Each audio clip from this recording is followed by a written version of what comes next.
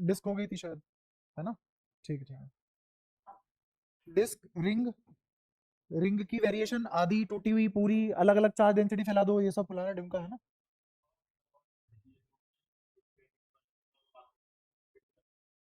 नहीं, इन्फिनिटी के तो अल्फा और बीटा फिक्स है 90 90। इन और जो सेमी इनफाइनाइट वायर है उसका अल्फा 90 है, और बीटा, बीटा कुछ भी हो सकता है ना? बीटा क्योंकि एक है तो मेरे को पता है, उससे बीटा कुछ भी हो सकता है। ठीक है।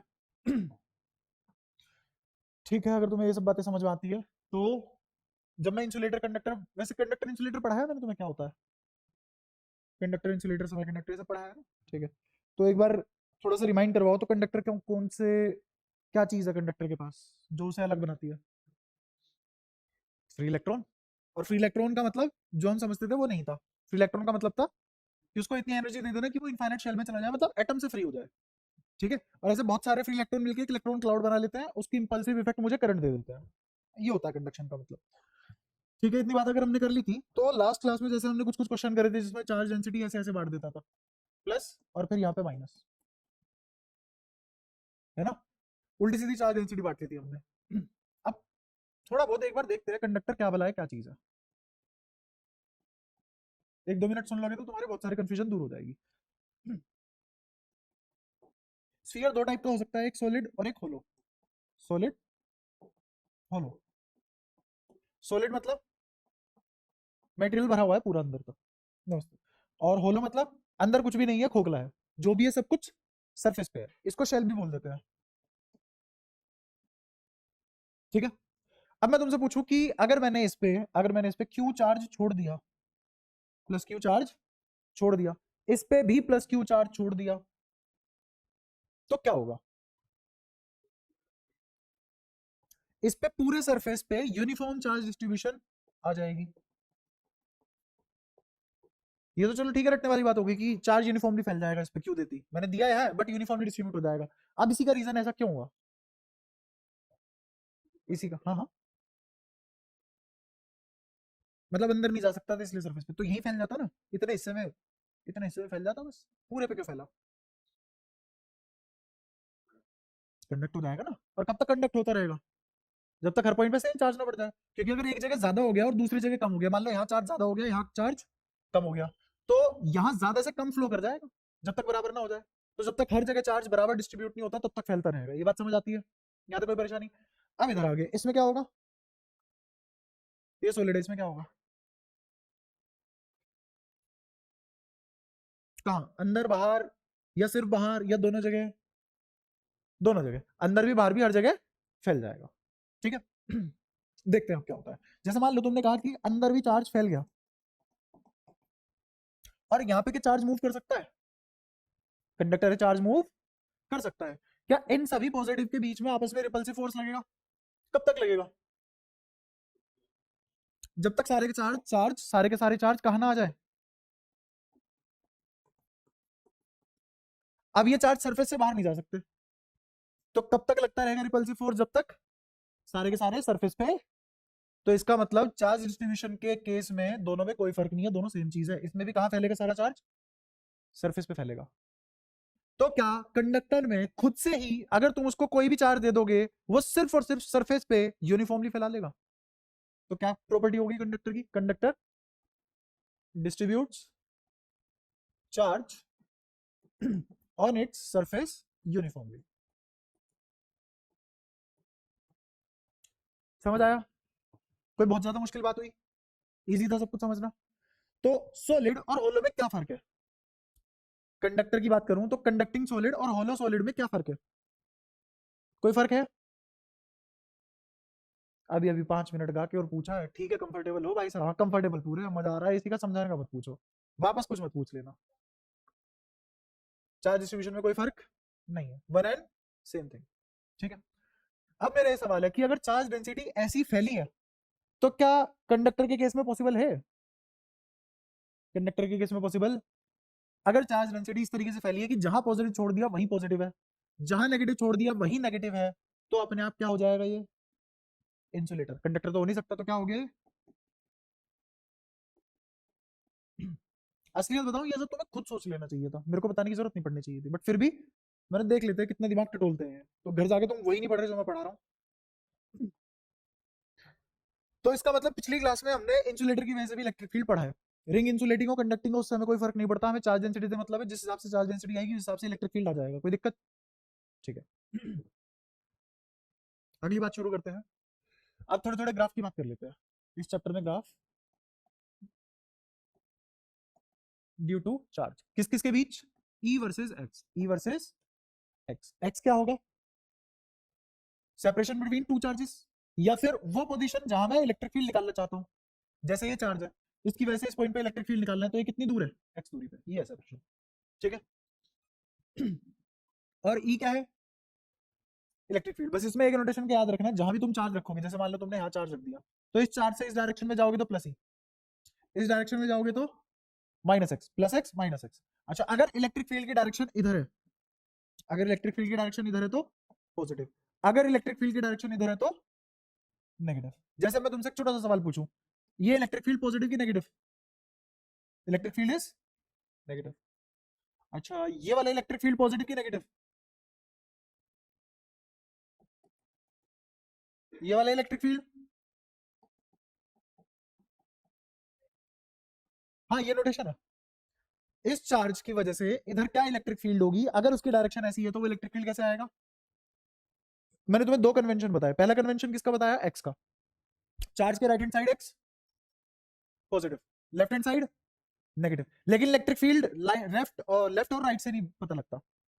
चार्ज के चार्ज के राइट में भी इलेक्ट्रिक फील्ड नेगेटिव हो सकता है, वो इलेक्ट्रिक फील्ड की डायरेक्शन बताएगी कि इलेक्ट्रिक फील्ड नेगेटिव है कि पॉजिटिव है। तो मैंने किस किस की नोटेशन बताई है? एक्स की और इलेक्ट्रिक फील्ड की। दोनों नोटेशन समझ पाई? इनको कन्वेंशन बोलते हैं। तो मैंने अभी तक क्या बताया तुम्हें? पहली कन्वेंशन किसकी बताई? कन्वेंशन ऑफ एक्स, एक्स का साइन कैसे लेते हैं। दूसरा कन्वेंशन ऑफ, क्लियर? अब जैसे मैंने कहा कि मैंने पॉजिटिव चार्ज लिया प्लस क्यू, एक चार्ज लिया जिसका नाम है प्लस क्यू, और अब हम ग्राफ बनाने वाले हैं।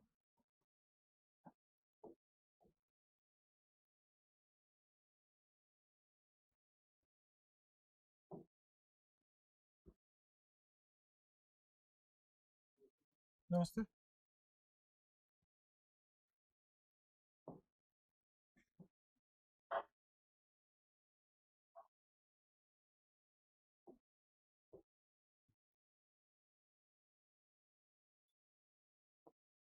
ठीक है, वाई एक्सिस पे प्लॉट करेंगे हम इलेक्ट्रिक फील्ड, और एक्स एक्सिस पे दूरी। यहाँ पे क्या प्लॉट कर रहे हैं? सेपरेशन, और यहाँ पे इलेक्ट्रिक फील्ड। ठीक है। अब मैं तुमसे पूछूं कि जैसे जैसे मैं इस चार्ज से दूर जाऊंगा तो इलेक्ट्रिक फील्ड बढ़ेगा बढ़ेगा घटेगा? इलेक्ट्रिक फील्ड घटेगा। जैसे जैसे इलेक्ट्रिक फील्ड घटेगा तो इलेक्ट्रिक फील्ड क्या एक्स को अप्रोच करेगा? भाई ग्राफ कैसे बनाते हो? ग्राफ ऐसे ही तो बनाते हो ना, कि मैं बोलूं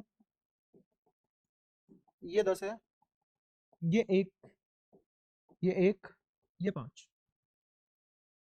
अगर एक्स पे जाते हैं वैल्यू बढ़ रही है और वाई पे घट रही है, एक्स पे बढ़ने की वजह से वाई पे घट रही है, तो ग्राफ कैसा बनता है? क्या ग्राफ इसके हिसाब से नहीं बनता? क्या ग्राफ इसके हिसाब से नहीं बनता? देखो खुद देख लो। एक्स बढ़ा तो, ठीक है, और ऐसे ही अगर एक्स घटा तो वाई बढ़ा। क्या नाम क्या होता है इस ग्राफ का? पैराबोला। नाम क्या होता है?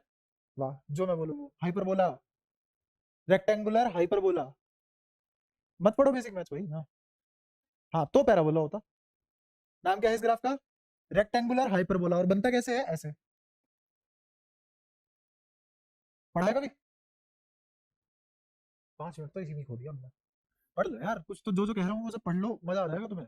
वरना ऐसे ही मुंह उठा कर बस बैठे रहोगे। हम्म, ठीक है। तो जैसे जैसे एक्स बढ़ा, जैसे जैसे एक्स बढ़ा, वैसे वैसे इलेक्ट्रिक फील्ड घट गया। तो एक्स बराबर इंफिनिटी पे इलेक्ट्रिक फील्ड जीरो, और एक्स बराबर जीरो पे इलेक्ट्रिक फील्ड इनफाइनाइट। नहीं आता तो भाई फॉर्मूले से कर लो। एक्स की वैल्यू जीरो रखना, एक्स की वैल्यू इनफिनिटी रखना, इससे ज्यादा क्या समझा दूं अब मैं, है ना? तो ग्राफ क्या यहां से शुरू होगा इन्फिनिटी से, और ग्राफ कहां तक जाएगा? अच्छा, इस ग्राफ का नाम क्या है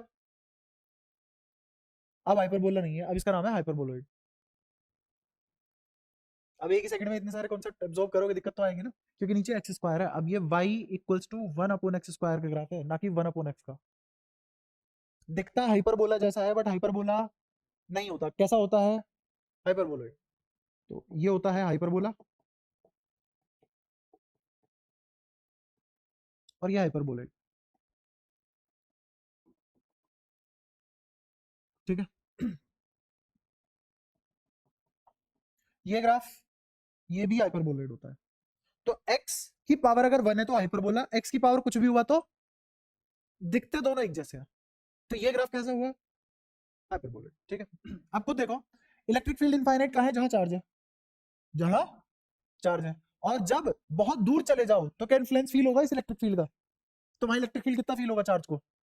जीरो। तो किसी टेस्ट चार्ज को कहाँ इलेक्ट्रिक फील्ड जीरो नजर आएगा? इन्फिनिटी पे। तो क्या ग्राफ समझ आया कैसे बना? पक्की बात है, ठीक है। मुझे कैसे पता कि मेरा ग्राफ यहां से शुरू होगा, नीचे से शुरू क्यों नहीं हुआ? सवाल समझे? मैंने तुम्हारे सामने चुपचाप ऊपर से बना दिया, तुमने हाँ मान लिया। मैं कह रहा हूँ ग्राफ नीचे से भी तो बन सकता था, ग्राफ ऐसे भी तो बन सकता था, इसमें क्या दिक्कत थी? इलेक्ट्रिक फील्ड, ये कैसा चार्ज है? प्लस। अगर यहाँ टेस्ट चार्ज रखूंगा तो इस पे इलेक्ट्रिक फील्ड किधर लगेगा? राइट की लेफ्ट? तो राइट साइड अगर इलेक्ट्रिक फील्ड लगाए तो इलेक्ट्रिक फील्ड प्लस का होगा माइनस का होगा? देखो नोटेशन कन्वेंशन जो पढ़ाई थी, कैसा होगा? प्लस का। तो इसका मतलब प्लस इन्फिनिटी से शुरू होगा माइनस इन्फिनिटी से शुरू होगा? प्लस इन्फिनिटी से। इसलिए ऐसा बना, ऐसा नहीं बना।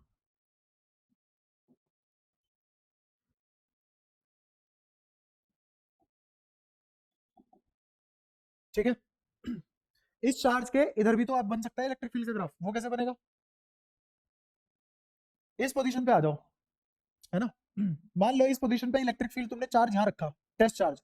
तो इस टेस्ट चार्ज पे ये वाला चार्ज किधर लगाएगा इलेक्ट्रिक फील्ड? राइट की लेफ्ट? ये लेफ्ट है, ये राइट है, बताओ। लेफ्ट लगाएगा। लेफ्ट वाला इलेक्ट्रिक फील्ड कैसे लेते हैं बाय कन्वेंशन? देख लो, सोच समझ के बोलो, तुम्हारी स्पीड से चल रहा हूँ। मेरी तो अब तो दो बार चैप्टर खत्म हो जाता है। तो नेगेटिव अगर आ रहा है तो इसका मतलब माइनस इन्फिनिटी से शुरू होगा इलेक्ट्रिक फील्ड, प्लस इन्फिनिटी से, माइनस इन्फिनिटी से शुरू होगा। तो क्या ग्राफ ऐसा नहीं बनेगा? इन्फिनिटी पे जाके इलेक्ट्रिक फील्ड जीरो, और जहां एक्स जीरो था वहां इलेक्ट्रिक फील्ड माइनस इन्फिनिटी। के सारी बातें समझ आई? अब मैं तुमसे बहुत टाइम से एक चीज पूछ रहा हूँ और दोबारा पूछ लेता हूँ। मैं कह रहा हूँ एक्स बराबर जीरो पे चार्ज रखा हुआ है। चार्ज कहाँ पे रखा हुआ है? दिख रहा है सबको? एक्स बराबर जीरो पे रखा हुआ है चार्ज। तो एक्स बराबर जीरो पे इलेक्ट्रिक फील्ड निकाल लो। ये है सवाल छोटा सा।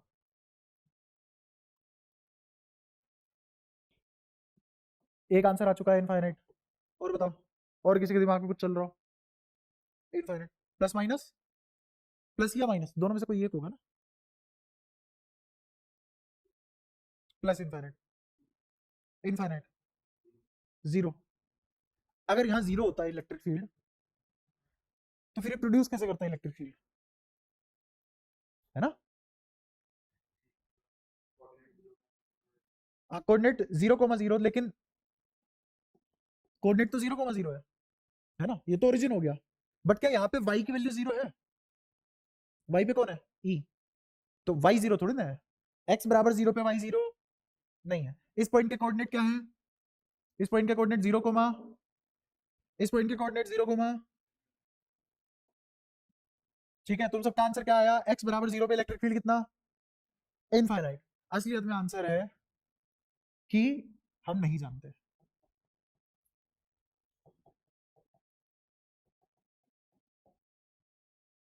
अगर हल्की सी भी मैथ पढ़ी हो तो मैथ्स में एक टॉपिक होता है जिसका नाम होता है लिमिट्स, जिसमें तुम left hand limit, right hand limit पढ़ते हो। दोनों बराबर आ जाए तो लिमिट एग्जिस्ट करती है, वरना लिमिट एग्जिस्ट नहीं करती।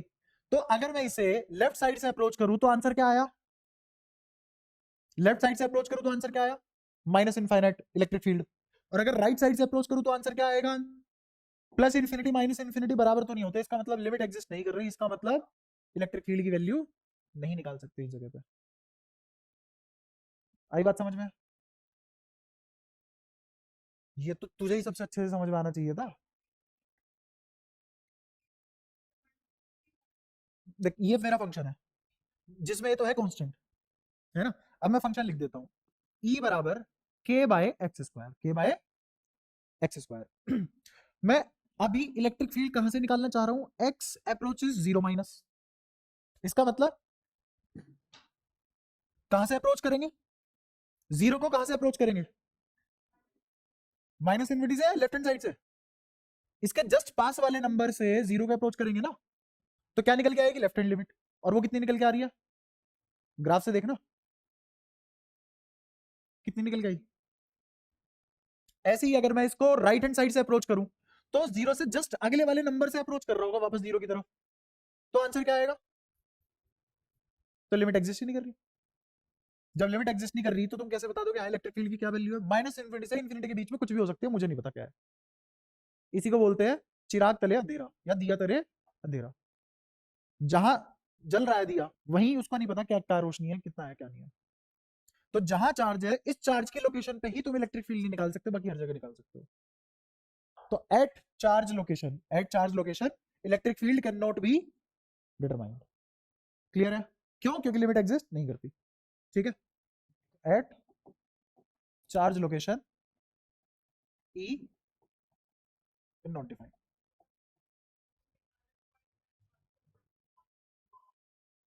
मतलब हम्म नहीं, हमने इलेक्ट्रिक फील्ड पूरे के पूरे कंटिन्यूस बॉडी के जैसे भी निकाल रखा है। डिस्क पढ़ा के लाया हूँ, तो मैं रिंग पढ़ा के लाया हूँ। हाँ बहुत सारे चार्जेस थे, तो हाँ हाँ उनके तो पॉइंट, क्योंकि वो ऑलरेडी पॉइंट है, तभी तो ये फॉर्मूला लगा। ये फॉर्मूला लगने का मतलब ही क्या है, ठीक है। यहाँ तक बताओ किसी को कोई भी दिक्कत, ये ग्राफ जहन में बैठ गया, मुश्किल तो नहीं लगा, मुश्किल तुम्हें कुछ भी नहीं लगता, बस फिर तुम जवाब नहीं देते हो।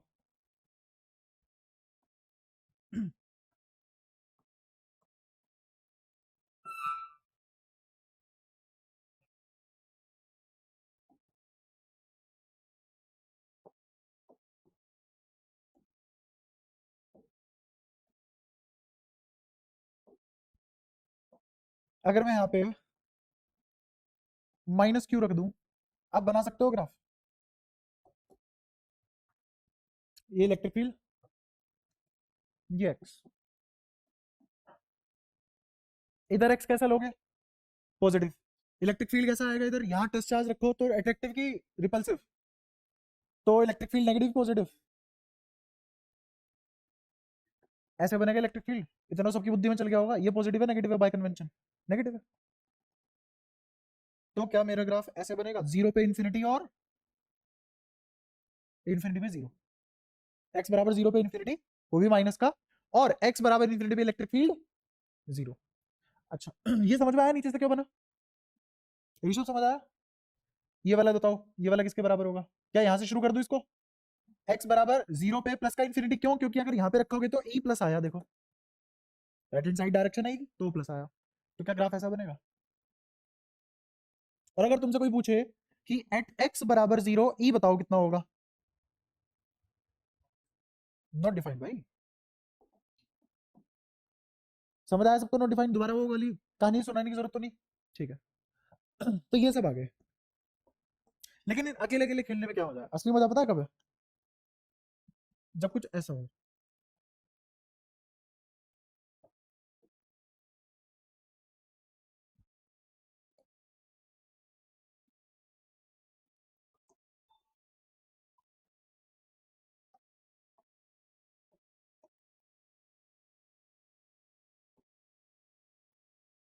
यहाँ पे कौन रखा है, यहाँ कौन रखा है, अब बनाना है ग्राफ, है ना? इस ग्राफ को बनाने से पहले तुम्हें दो बातें सिखाता हूँ। चलो तुम बताओ, ऐसे तुम सीखते ही नहीं हो, तुमसे पूछूंगा तभी तुम थोड़ी सी बुद्धि लगाओगे, वरना ज्यादा कंफर्ट जोन में पहुंच जाते हो। एक मेरे पास 10 वोल्ट का बल्ब है, और एक है मेरे पास 1000 वोल्ट का बल्ब। एक 10 वोल्ट का बल्ब, एक 1000 वोल्ट का बल्ब, दोनों जलाए, किसमें से ज्यादा रोशनी आएगी, 1000 वोल्ट वाले, मुश्किल सवाल नहीं है, ठीक है। अब तुम 10 वोल्ट वाले बल्ब के पास चले गए, 1000 वोल्ट वाला बल्ब तुमसे 10 मीटर दूर है, और 10 वोल्ट वाला बल्ब तुमने यहां लगा रखा है, बल्कि हाँ, किससे ज्यादा रोशनी आ रही है? 10 वोल्ट वाले से, है ना? अब तुमने दोनों को लगा रखा है और बहुत दूर 100 मीटर से देख रहे हो, तो किससे ज्यादा रोशनी आएगी? 1000 वोल्ट, है ना? तो यहां से क्या हमें ये सीखना चाहिए कि अगर हम बहुत पास है किसी चीज के, तो मुझे जिसके पास हूं उसका इन्फ्लुएंस ज्यादा इफेक्ट देगा, और अगर बहुत दूर हूं तो जो चीज मैग्नीट्यूड में बड़ी थी उसका इफेक्ट आएगा। तो अब अगर मैं इन दोनों चार्ज को बहुत दूर से देखूं, तो मुझे क्या दिखेगा? +3Q का एक चार्ज, क्योंकि दूर से जब तुम देखोगे तुम्हें नहीं पता कि कौन सा 1000 का है कौन सा 10 का है, दोनों मिलके दे रहे होंगे कितने? 1010 के हिसाब से, 1010 के हिसाब से तुम्हारे पास रोशनी आएगी। क्लियर है ये वाली बात? पक्का? ठीक है। लेकिन अगर मैं इस +Q के पास चला जाऊं, तो किसका फील्ड या किसका इफेक्ट ज्यादा इंफ्लुएंस करेगा? +Q का। इसका कितना इफेक्ट करेगा तुम्हें? 0। और इस वाले का मैक्सिमम। जब इसके पास पहुंच जाऊंगा तो इसका कोई इफेक्ट नहीं दिखेगा, इसका मैक्सिमम इफेक्ट दिखेगा। ये दो बातें याद रहेंगी, बस दो ही बातें बताइए। पक्का? ठीक है। और जब भी कभी दो चार्ज होते हैं, हमारे पास इक्विलिब्रियम सिचुएशन आती है। कौन सी सिचुएशन आती है? कितनी पोजीशन होंगी यहाँ पे तीसरे चार्ज को इक्विलिब्रियम में लाने की? एक। कहाँ लाई करेगी? आजू बाजू, बीच में? बीच में। बीच में छोटे वाले चार्ज के पास या बड़े वाले चार्ज के पास? छोटे वाले चार्ज के पास। इसका मतलब यहाँ कहीं इक्विलिब्रियम आएगा। और इक्विलिब्रियम क्या होता है? जहां एफ नेट, जहां एफ नेट 0 है, तो इसका मतलब पक्की बात है एफ नेट 0 आने का मतलब ही यही इलेक्ट्रिक फील्ड 0 रहा होगा। तो इसका मतलब इस पॉइंट पे इलेक्ट्रिक फील्ड 0 है। तीसरी बात समझ आई? दो बात मैंने तुम्हें समझा दी, तीसरी और समझा दी। तीन बातें क्लियर है? ठीक है। मुझे आजू बाजू का ग्राफ बनाना आता है। जैसे इस +2Q के राइट हैंड साइड में तो ग्राफ पक्की बात है ऐसे ही बनेगा, इतना तो आता है। इधर +Q के हिसाब से ग्राफ यहां बनेगा, इतना तो आता है। भाई अगर बीच वाला हिस्सा ना होता और सिर्फ एक +Q होता, तो ग्राफ ऐसा और ऐसा बनता ना, राइट और लेफ्ट में। ये तो बन गया। यहाँ इक्विलिब्रियम है, इक्विलिब्रियम मतलब वहां इलेक्ट्रिक फील्ड, इसका मतलब मेरा ग्राफ यहाँ काट के जाएगा इस लाइन को। समझ में आया? इलेक्ट्रिक फील्ड 0 कहां होता है? या फिर मैं तुमसे एक और सवाल पूछूं, वाई एक्सिस पे कोई भी वैल्यू 0 कहां होती है? पूरे एक्स एक्सिस पे, पूरे एक्स एक्सिस पे कोई भी कोऑर्डिनेट मार्क कर दो, उस पे वाई की वैल्यू कितनी आती है? पूरे एक्स एक्सिस पे वाई की वैल्यू। बट मुझे तो सिर्फ एक ही जगह 0 चाहिए था, इक्विलिब्रियम पोजीशन पे, क्योंकि वहां है असलियत में 0। तो इलेक्ट्रिक फील्ड 0 होने का मतलब इलेक्ट्रिक फील्ड एक्स एक्सिस को काट के जाएगा। बहुत ही बेसिक मैथ कही है मैंने जितनी भी कही है, बहुत ही ज्यादा बेसिक। तो इस पॉइंट पे क्या इलेक्ट्रिक फील्ड कट के करके जाएगा, तो इसका मतलब मेरा कर्व यहां से झुके जाएगा इस लाइन को। अच्छा अब फिर से देखो, अगर मैं इस चार्ज के पास हूं, तो मुझे किसका इफेक्ट नजर आएगा? सिर्फ और सिर्फ +Q का। +Q का कोई इफेक्ट नजर, तो उसकी वजह से इसके पास इलेक्ट्रिक फील्ड 0, और इसकी वजह से इसके पास इलेक्ट्रिक फील्ड मैक्सिमम कितना? x की वैल्यू 0। तो E, तो क्या ग्राफ यहां से शुरू होगा? होगा। और यहाँ इलेक्ट्रिक फील्ड 0 है, तो क्या मेरा ग्राफ ऐसे नहीं बनेगा यहां से? यहां तक सबको समझ आया? नहीं आया तेरे को?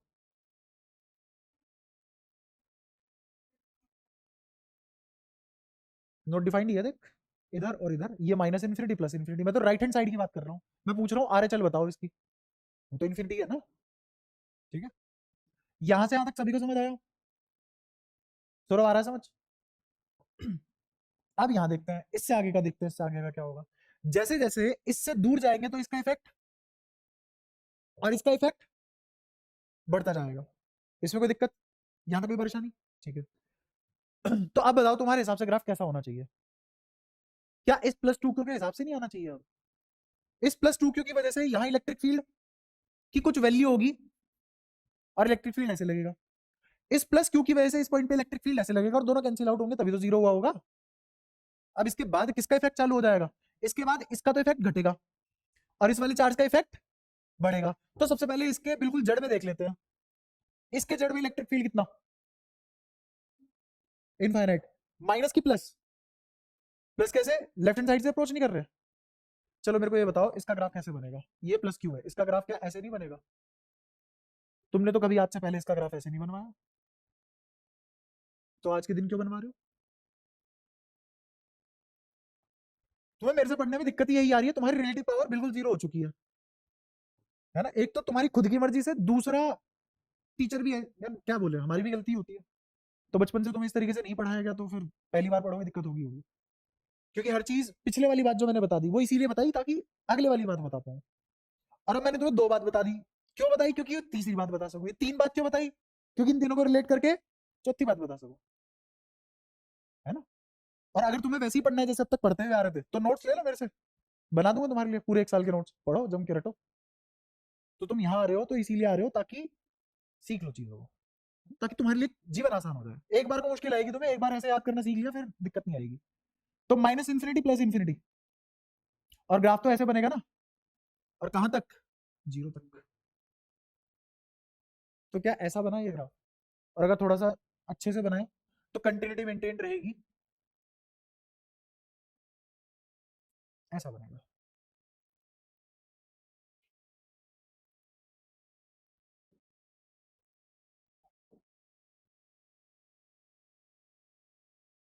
प्लस क्यू के लेफ्ट में ग्राफ नीचे से ही उठता है हमेशा, ठीक है? ये इस एक्स एक्सिस को कभी टच नहीं करेगा। क्यों? क्योंकि कहां टच करेगा? क्यों? क्योंकि इन्फिनिटी पे इलेक्ट्रिक फील्ड। बट यहां तो यही इलेक्ट्रिक फील्ड 0 हो गया, इन्फिनिटी की जरूरत ही नहीं पड़ी, तो यहां तो टच करेगा ना। और राइट हैंड साइड में कैसा बनता है प्लस क्यू के ग्राफ? ऊपर से। लेफ्ट हैंड साइड में कैसा बनता है प्लस क्यू के ग्राफ? नीचे से। तो ऐसे कनेक्ट होता हुआ जाएगा ना। क्या सारी बातें क्लियर है? क्या मेरे को अगर ये वाली दूरी L है, ये दूरी L है, तो ये वाली दूरी बता सकते हो कितनी? L by root 2 plus 1, L upon root n plus 1। याद आया? इसीलिए पढ़ाया था इक्विलिब्रियम, इसलिए पढ़ाया था, सवाल पूछता है इसलिए पढ़ाया था, ये भी समझ में आ जाए। बताओ इस ग्राफ में कुछ बचा है क्या अब करने को? कोई भी बात तुम्हें समझ में ना आती हो?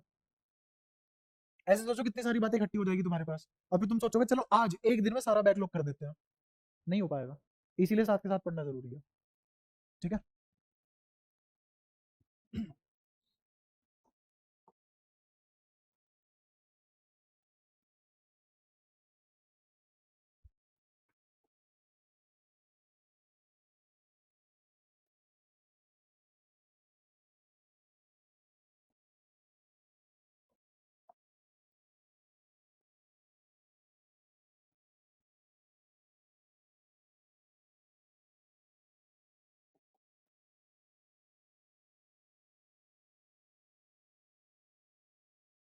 अब बना पाओगे ग्राफ? एक बार मेरे को बताओ, जहां तुम गलत होगे वहां तुम्हें सही कर दूंगा। बुद्धि मारनी शुरू करो, कैसे कैसे बुद्धि लगा सकते हो। उस साइड ऊपर से बनेगा, तो इस साइड तो बन गया ऐसे, क्योंकि इसका लेफ्ट हैंड साइड पे ऐसे होता है, ठीक है? फिर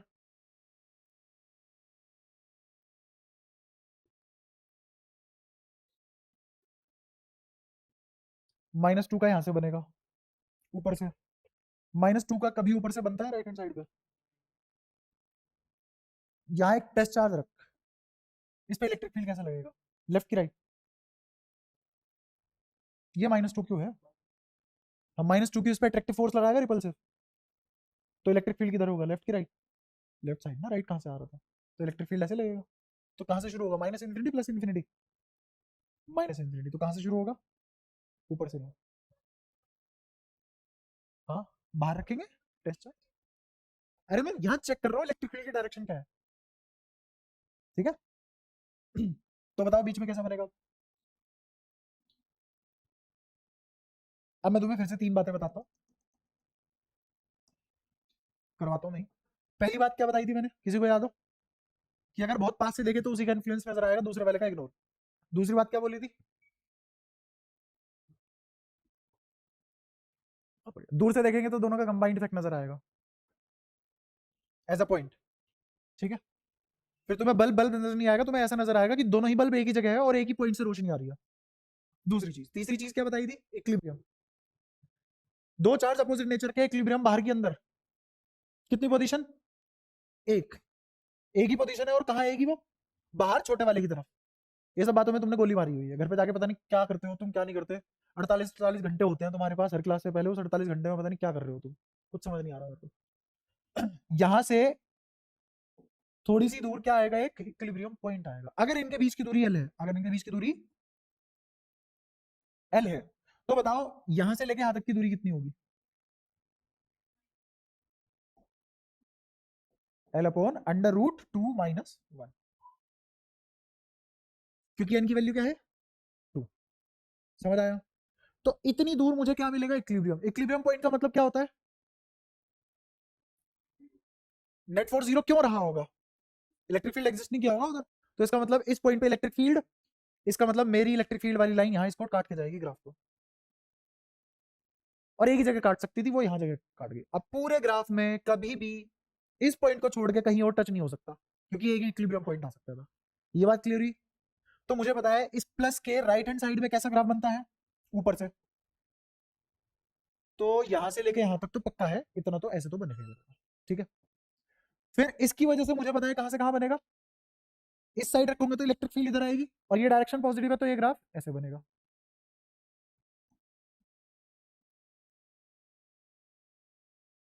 ठीक है।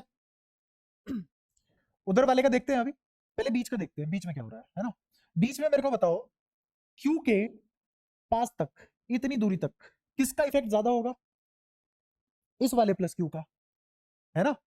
और माइनस टू क्यू से थोड़ी ज्यादा दूरी तक किसका ज्यादा इफेक्ट होगा, ये समझ में आ रहा है क्यों, क्योंकि इसका मैग्नीट्यूड और इसका, और बीच में कोई इक्विलिब्रियम पॉइंट, इसका मतलब यहां पे ग्राफ टच नहीं होगा, है ना। तो अब बनाते हैं, प्लस क्यू के लेफ्ट हैंड साइड में तो ग्राफ ऐसा बनता है ना, समझ आया। और माइनस टू क्यू के राइट हैंड साइड में तो ग्राफ यहां से बनता है, तो क्या बीच का ग्राफ बन गया। इसको बोला गया लोकल मैक्सिमा, इस पॉइंट को क्या बोला गया, लोकल मैक्सिमा। अगेन मैं तुम्हें मर गया था नसीहत दे दे के, थोड़ी थोड़ी मैथ पढ़ते रहना, तुमसे नहीं पूछेगा कभी भी लोकल मैक्सिमा क्या है, जहां पूछेगा वहां पढ़ाऊंगा मैं।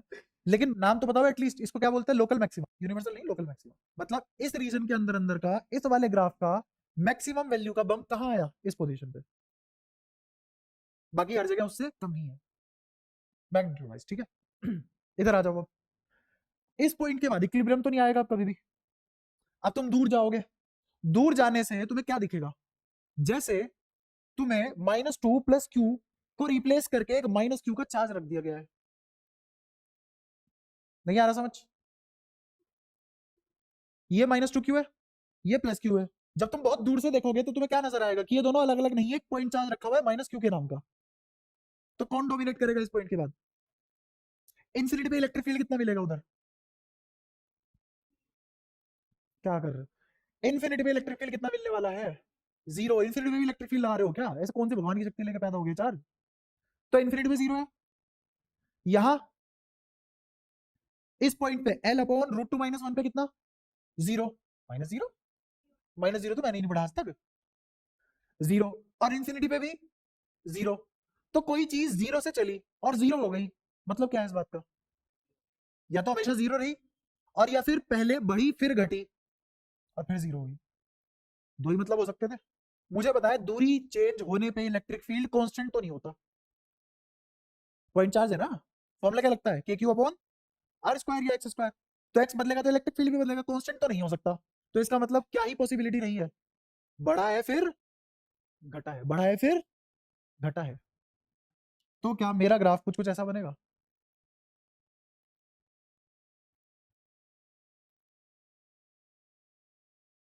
देखो, पहले बढ़ा नेगेटिव में, फिर घटा, फिर जीरो। अगर मैं इस वाले हिस्से को थोड़ा और अच्छे से समझाऊं, तो इस वाले हिस्से को यहां दोबारा बता रहा हूं तुम्हें,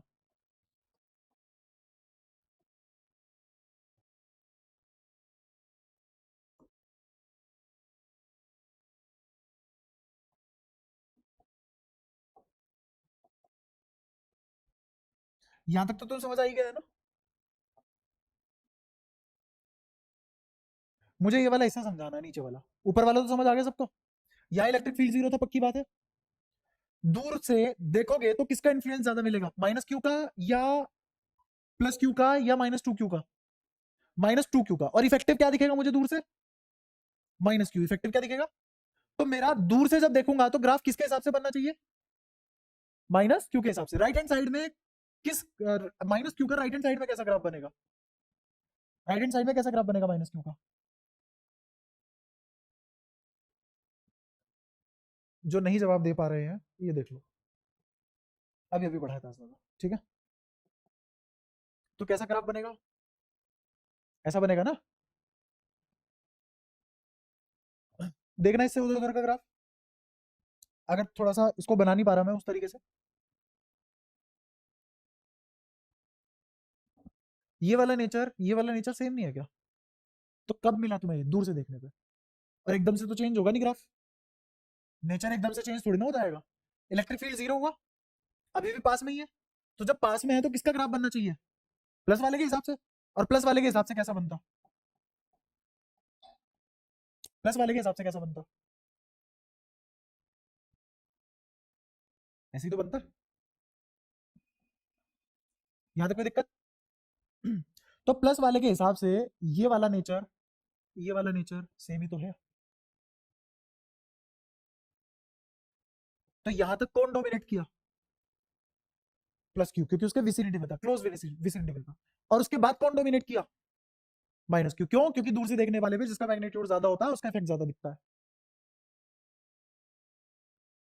अब समझ आएगा ग्राफ यहाँ क्यों ऐसा बना?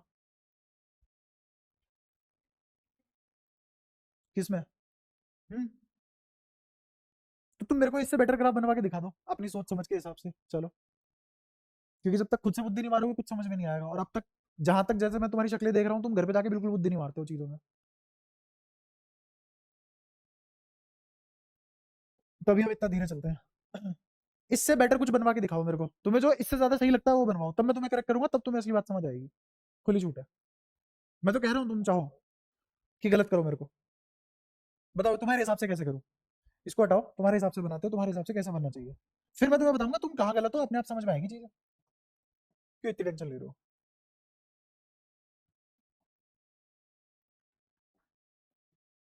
बताओ कौन आदमी तुम्हें ऐसा मिलेगा कि चलो बताओ कि तुम्हारी क्या इच्छा है वो पूरी करते हैं, आओ करें। ये है प्लस क्यू था ना, और ये माइनस टू क्यू। इधर का तुम्हें समझ आ चुका? इधर का समझ आ चुका? इधर में तुम्हें दिक्कत थी? बताओ तुम्हारे हिसाब से कैसे बनना चाहिए? ऊपर यहां से लेके यहां तक भी तुम्हें समझ में आ गया, अब इसके बाद बताओ तुम्हारे हिसाब से कैसा बनना चाहिए?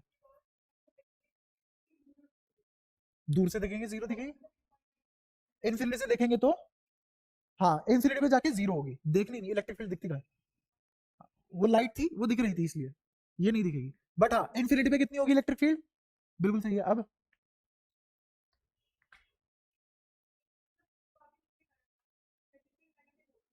जब नीचे का रख तो इलेक्ट्रिक फील्ड नेगेटिव होगी। हम्म, यह इलेक्ट्रिक फील्ड क्या है? अब इलेक्ट्रिक फील्ड की डायरेक्शन क्या होगी इसके बाद? दोबारा पॉजिटिव। जीरो होने का मतलब ही क्या है?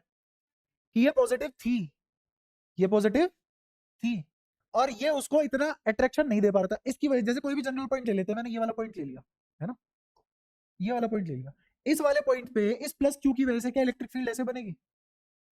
और इस वाले माइनस टू क्यू की वजह से क्या ऐसे नहीं बनेगी? ये एरो का साइज छोटा बड़ा क्यों लगाया, समझ पा रहे हो? Arrow of vector represented magnitude. तो इस माइनस टू क्यू की वजह से इतना इफेक्ट आएगा, लेकिन इस प्लस क्यू की वजह से इस पॉइंट पे इतना इफेक्ट आएगा, है ना? इस पॉइंट पे बताओ क्या होगा? क्या इस पॉइंट पे इस प्लस क्यू की वजह से यहां बनेगी, उस माइनस टू क्यू की वजह से यहां बनेगी, और इन दोनों एरो का साइज सेम होगा, तभी तो इक्विलिब्रियम पॉइंट बनेगा, और तभी तो नेट इलेक्ट्रिक फील्ड जीरो आएगी। अब बता इसके बाद क्या करूं? इस पॉइंट के जस्ट बाद, हाँ नेट इलेक्ट्रिक फील्ड देख रहे हैं, जो कि, हाँ किसके हिसाब से बनेगी? बिल्कुल। अब नेगेटिव इन्फिनिटी से शुरू होगी, होगी ना, लेकिन इसी पॉइंट से ही थोड़ी ना नेगेटिव इन्फिनिटी से शुरू हो जाएगी, धीरे धीरे लूज करेगा ना। तो अब क्या होगा? अब ऐसा होगा कि इस पॉइंट पे, इस पॉइंट पे इसकी वजह से इलेक्ट्रिक फील्ड ये बनेगी, और उस माइनस टू क्यू की वजह से ये बनेगी। क्या इस एरो का साइज थोड़ा सा बड़ा हो गया इससे? हो गया। तो अब ये इलेक्ट्रिक फील्ड पहले थोड़ा नीचे तक आएगी, ग्राफ में थोड़ा नीचे तक आएगी, और फिर उसके बाद जब ये कंप्लीटली डोमिनेट कर देगा और इस पॉइंट के बाद इसका इफेक्ट बिल्कुल ही खत्म हो जाएगा, तब ये इसके हिसाब से बनेगी। तो मेरा ग्राफ कंटिन्यूअसली, अगर तुम, क्योंकि electric field line continuous break तो होती नहीं है, इलेक्ट्रिक फील्ड लाइन ब्रेक थोड़ी ना होती है कि ऐसे प्लस क्यू है और इससे इलेक्ट्रिक फील्ड लाइन निकली और एकदम गायब हो गई स्पेस में। ये कहां तक जाती है?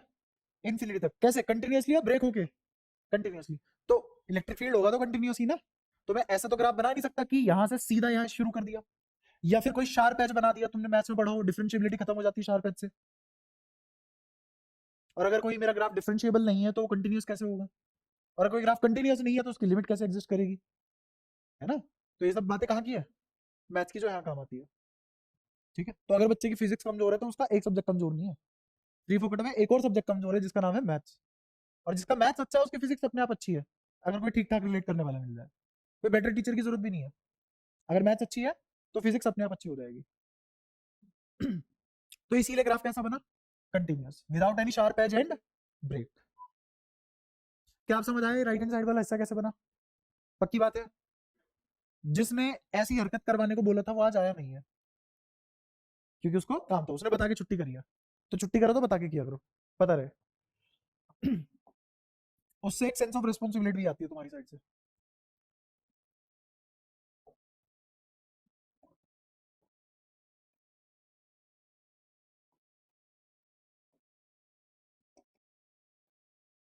बताओ कहां बनेगा ग्राफ, कैसा बनेगा, सारी चीजें बतानी है तुम्हें इसमें।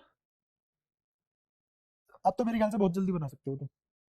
बीच में इक्विलिब्रियम पॉइंट आएगा क्या, नहीं, कहाँ आएगा, -2 की साइड बाहर। तो जिधर इक्विलिब्रियम नहीं है उधर का तो ग्राफ एक सेकंड में फटाक से ऐसा बना सकते हो, सही बात है। अच्छा इधर -2 क्यू है, छोटा है, इसकी तरफ इक्विलिब्रियम आएगा, तो -2 क्यू का लेफ्ट हैंड साइड में कैसा बनता है ग्राफ, ऊपर से कि नीचे से, माइनस है वो, ऊपर से। और मुझे पता है यहाँ कहीं इक्विलिब्रियम आएगा, तो ये ऊपर से यहाँ कहीं टच करेगा इसको, है ना। और इस पॉइंट पे तो आ गया इक्विलिब्रियम, इस पॉइंट पे आ गया इक्विलिब्रियम। इस पॉइंट के बाद -2 क्यू का इफेक्ट कम होता चला जाएगा और +5 क्यू का इफेक्ट, और लेफ्ट हैंड साइड में 5 क्यू का ग्राफ तो ऐसे बनता है। तो क्या मेरा ग्राफ ऐसा बनेगा, ये तैयार। अच्छा -2 क्यू में इधर से ग्राफ कहां से शुरू होगा, नीचे से कि ऊपर से, नीचे से, और +5 क्यू का लेफ्ट हैंड साइड में नीचे से। इसका माइनस है तो इसकी रेंज कम दूरी तक जाएगी, इसका इफेक्ट ज्यादा दूर तक जाएगा, तो मेरी पीक यहाँ आएगी, और ग्राफ कभी भी इस पे टच नहीं करेगा क्योंकि इधर टच कर हुआ था, ग्राफ तैयार। ये दूरी अगर तुमसे पूछ ले कितनी होगी, अगर ये L है तो ये दूरी कितनी होगी, L बाय, हाँ, √5/2 -1, यहाँ पे इक्विलिब्रियम आएगा। क्या सारी बातें क्लियर, कोई दिक्कत, ये सब चीज समझ में आती है, ठीक है। अगर ये सारी बातें समझ में आई तुम्हें, तो काइनेमेटिक्स किस चिड़िया का नाम है, थोड़ा थोड़ा जानते हो तुम लोग, मेरे को पता नहीं, ऐसे क्यों लग रहा है जब से तुमने मेरे से पढ़ना चालू करा सजा ही काट रहे हो, ऐसा तो नहीं है। तुम्हें सच बताना पढ़ाई ज्यादा हावी तो नहीं हो रही तुम्हारे ऊपर, आता तो है ना सब कुछ समझ में, और इच्छुक भी हो ना ये सब पढ़ने के लिए, ठीक है।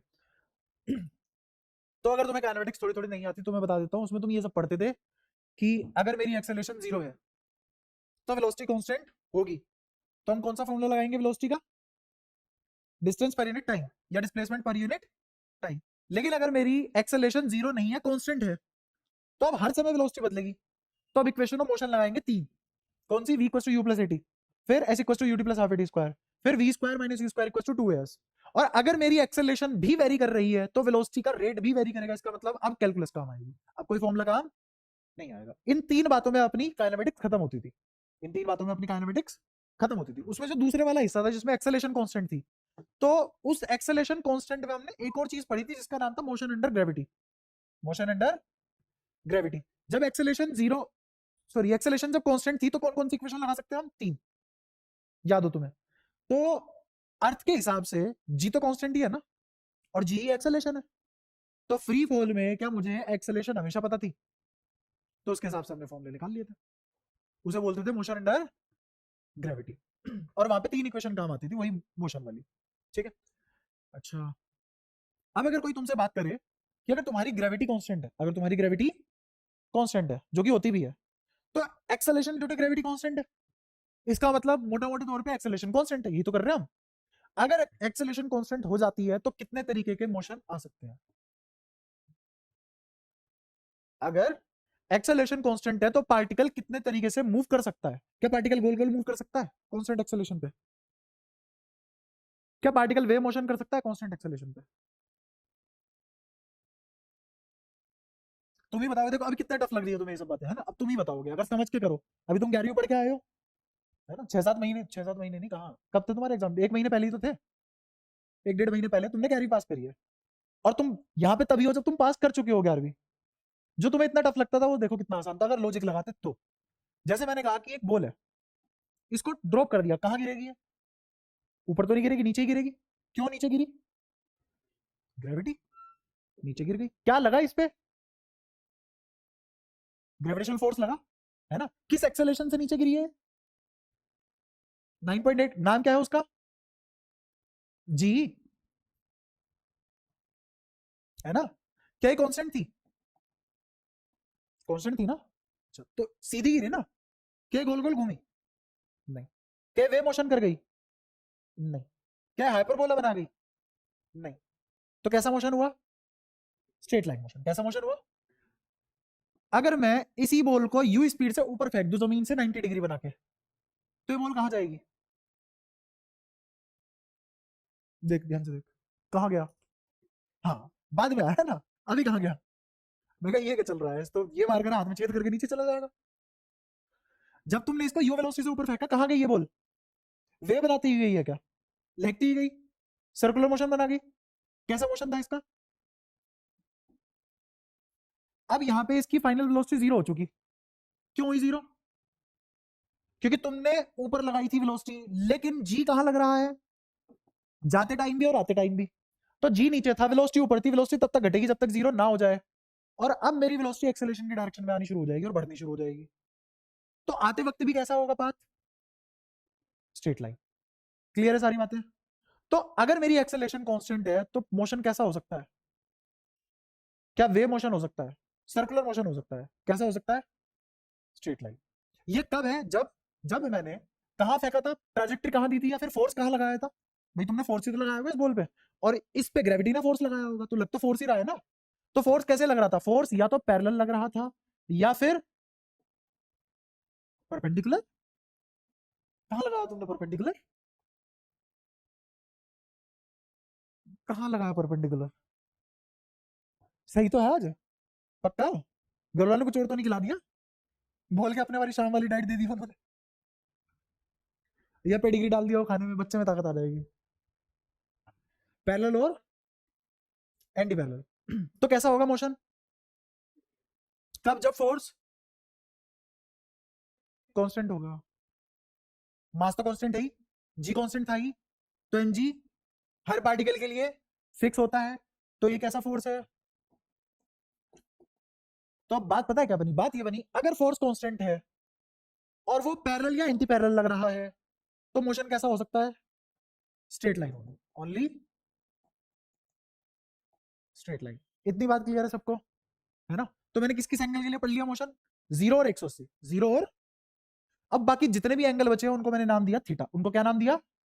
अगर एफ कांस्टेंट है, एफ कांस्टेंट है, और फोर्स कैसे लगाया तुमने? At any angle theta, at any angle theta. तो लगाते हैं। हाँ, तुमने इस बार वेलोसिटी ऐसे दे दी जमीन से बॉल को, ये एंगल बना थीटा, ये एंगल बना थीटा, और मेरा फोर्स हमेशा ही कैसे लग रहा है? कांस्टेंट और नीचे की तरफ। तो पाथ कैसा होगा? प्रोजेक्टाइल। पाथ कैसा होगा? प्रोजेक्टाइल। मोशन का नाम प्रोजेक्टाइल है, ट्रैजेक्टरी कैसी है? पैराबोला। मोशन का नाम क्या है? प्रोजेक्टाइल। ट्रैजेक्टरी कैसी है? पैराबोलिक या पैराबोला, तुम भी सही। अगर मैं ये एंगल बनाता तो, समझ आया? यहां तक कोई दिक्कत? कोई तुम में से ऐसे तुम सोच रहे हो अगर मैं ऐसे कर दूं तो? चल रहा है किसी के दिमाग में? चलना तो चाहिए, क्यूरियोसिटी तो आनी चाहिए, बत्ती बुझनी चाहिए कि अगर मैं ऐसे फेंक दूं तो कौन सा पैराबोला है? ये तो नहीं है पैराबोला। बट ऐसे फेंक नहीं पाओगे तुम। तुमने कभी फेंकी है बोल ऐसे, यू जमीन के पैरेलल गई फिर ऊपर उड़ गई? ये फेंक ही नहीं सकते हम। तो ये पॉसिबल नहीं, चाह के भी पॉसिबल नहीं है। अगर कोई आदमी बिल्डिंग से सीधा फेंक दे तो भी पैराबोला। अच्छा, कोई यहां से एंगल बना के फेंक दे तो पैराबोला। अच्छा, कोई नीचे की तरफ एंगल बना के फेंक दे तो पैराबोला। क्या कोई ऑप्शन बचा है अब? तो इन दो के अलावा कोई भी केस हो, फोर्स कांस्टेंट हो, तो पाथ कैसा? पैराबोला।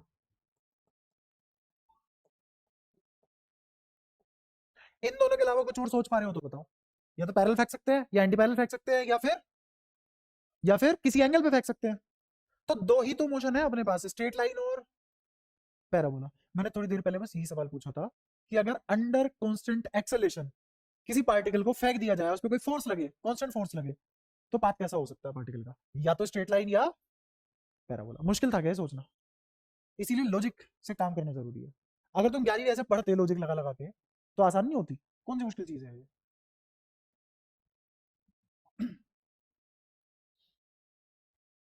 तो मान के चलो कि अभी तो ये सब क्या था, यहाँ पे सब किसका खेलता है? ग्रेविटी का। और कौन सा फोर्स था? Gravitational force. कौन सा फोर्स था?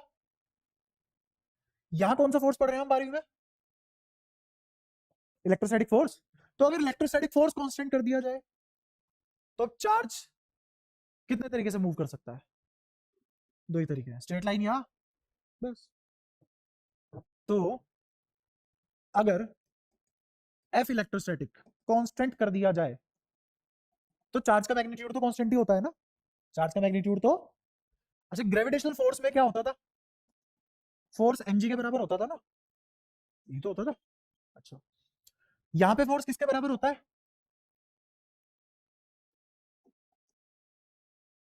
क्या बहुत ज्यादा हद तक मैच नहीं कर रहे हैं? क्यूई, mg,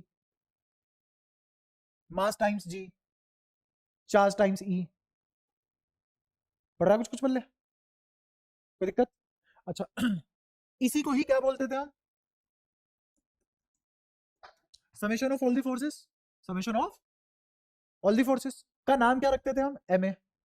और अगर इस बॉल को खुला छोड़ दिया जाए इसी के हाल पे, अंडर ग्रेविटेशनल इन्फ्लुएंस, तो क्या mg ही नेट फोर्स बनेगा? और वही क्या ma कहलाएगा? वही क्या कहलाएगा? ma। तो अगर यहां से एक्सेलेरेशन निकालो तो कितनी आएगी? m से m कट जाएगा तो एक्सेलेरेशन कितनी? जी। अगर तुम किसी पार्टिकल को सिर्फ और सिर्फ इलेक्ट्रोस्टैटिक फोर्स के जिम्मे छोड़ दो और वो कैसा हो जाए? कांस्टेंट। कैसा हो जाए? कांस्टेंट। तो यहाँ पे QE किसके बराबर लिखा जाएगा? Summation of all the forces. तो न्यूटन लॉस ऑफ मोशन के हिसाब से इसको क्या बोलेंगे? तो यहाँ से एक्सेलेरेशन कितनी आ जाएगी? और क्या ये कांस्टेंट होगी? क्यों कांस्टेंट होगी? क्योंकि QE कांस्टेंट है, फोर्स कांस्टेंट है और मास तो कांस्टेंट होता ही है। फोर्स कांस्टेंट है, मास कांस्टेंट है, एक्सेलरेशन भी तो कांस्टेंट होगी। तो अगर मेरी एक्सेलरेशन कांस्टेंट है तो यहाँ पे भी motion of equation, sorry equation of motion लगनी चालू हो जाएगी। कौन कौन सी इक्वेशन ऑफ मोशन बोलना? हाँ, v equals to u plus a t, s equals to ut plus half a t square, और v square equals to u square plus 2as, या फिर v square minus u square equals to 2s, जैसा तुम्हें अच्छा लगे। ठीक है? क्या सारी बातें क्लियर है? पक्का? और कितने तरीके के मोशन हो सकते हैं? इलेक्ट्रोस्टैटिक फोर्स कांस्टेंट है तो चार्ज कितने तरीके का मोशन कर सकता है? एक स्ट्रेट लाइन, दूसरा स्ट्रेट लाइन कब करेगा? जब पैरेलल या एंटी पैरेलल लगे फोर्स। चार्ज के पैरेलल या एंटी पैरेलल लगे। और पैराबोलिक कब करेगा? जब किसी एंगल पे लग जाए, है ना? एग्जांपल दे देता हूं, जैसे मान लो, कैसे पता लगे इलेक्ट्रिक फील्ड कांस्टेंट या यूनिफॉर्म है? तो उसकी पहचान ये है, लाइन तुम्हें इक्वी स्पेस दिखेगी। कैसी दिखेगी लाइन? Equi spaced. कैसी दिखेगी? Equi spaced. इसका भी थोड़ा सा बता देता हूं, थोड़ी सी बुद्धि खुले तुम्हारी। जैसे मान लो मैंने कहा कि तीन तरीके से मैं इलेक्ट्रिक फील्ड लाइन बना सकता हूं। एक, इलेक्ट्रिक फील्ड लाइन कन्वर्ज होती है। इलेक्ट्रिक फील्ड लाइन कन्वर्ज होती है, तो इस केस में इलेक्ट्रिक फील्ड बढ़ रहा है, घट रहा है? चलो ये भी बताता हूँ। और दूसरा मैं ऐसा बना सकता हूँ कि मेरी इलेक्ट्रिक फील्ड लाइन कैसी बनी? डाइवर्ज होती हुई। और तीसरा क्या बता सकता हूँ मैं कि मेरी electric field line equi spaced बनी, ना वो डाइवर्ज हो रही ना वो कन्वर्ज हो रही। तीन ही केस हो सकते हैं। पहले पे आते हैं। मैंने एक रिंग ली,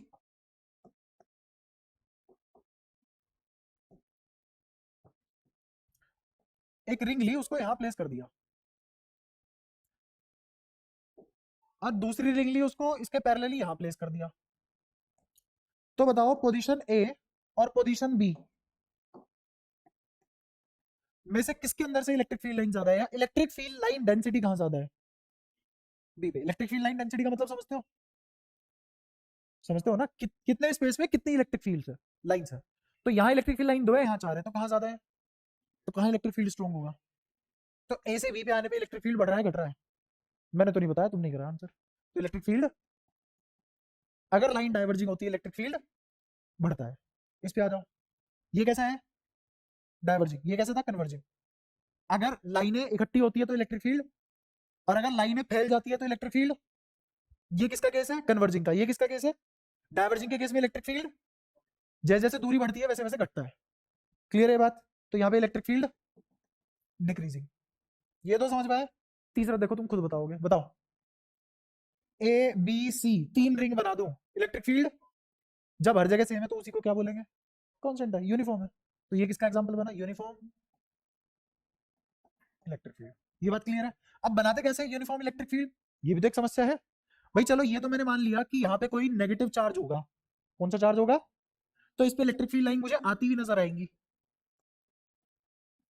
तो मैंने इसका ये वाला डायग्राम कॉपी करके यहाँ बना दिया, तुम्हें पता भी नहीं लगा।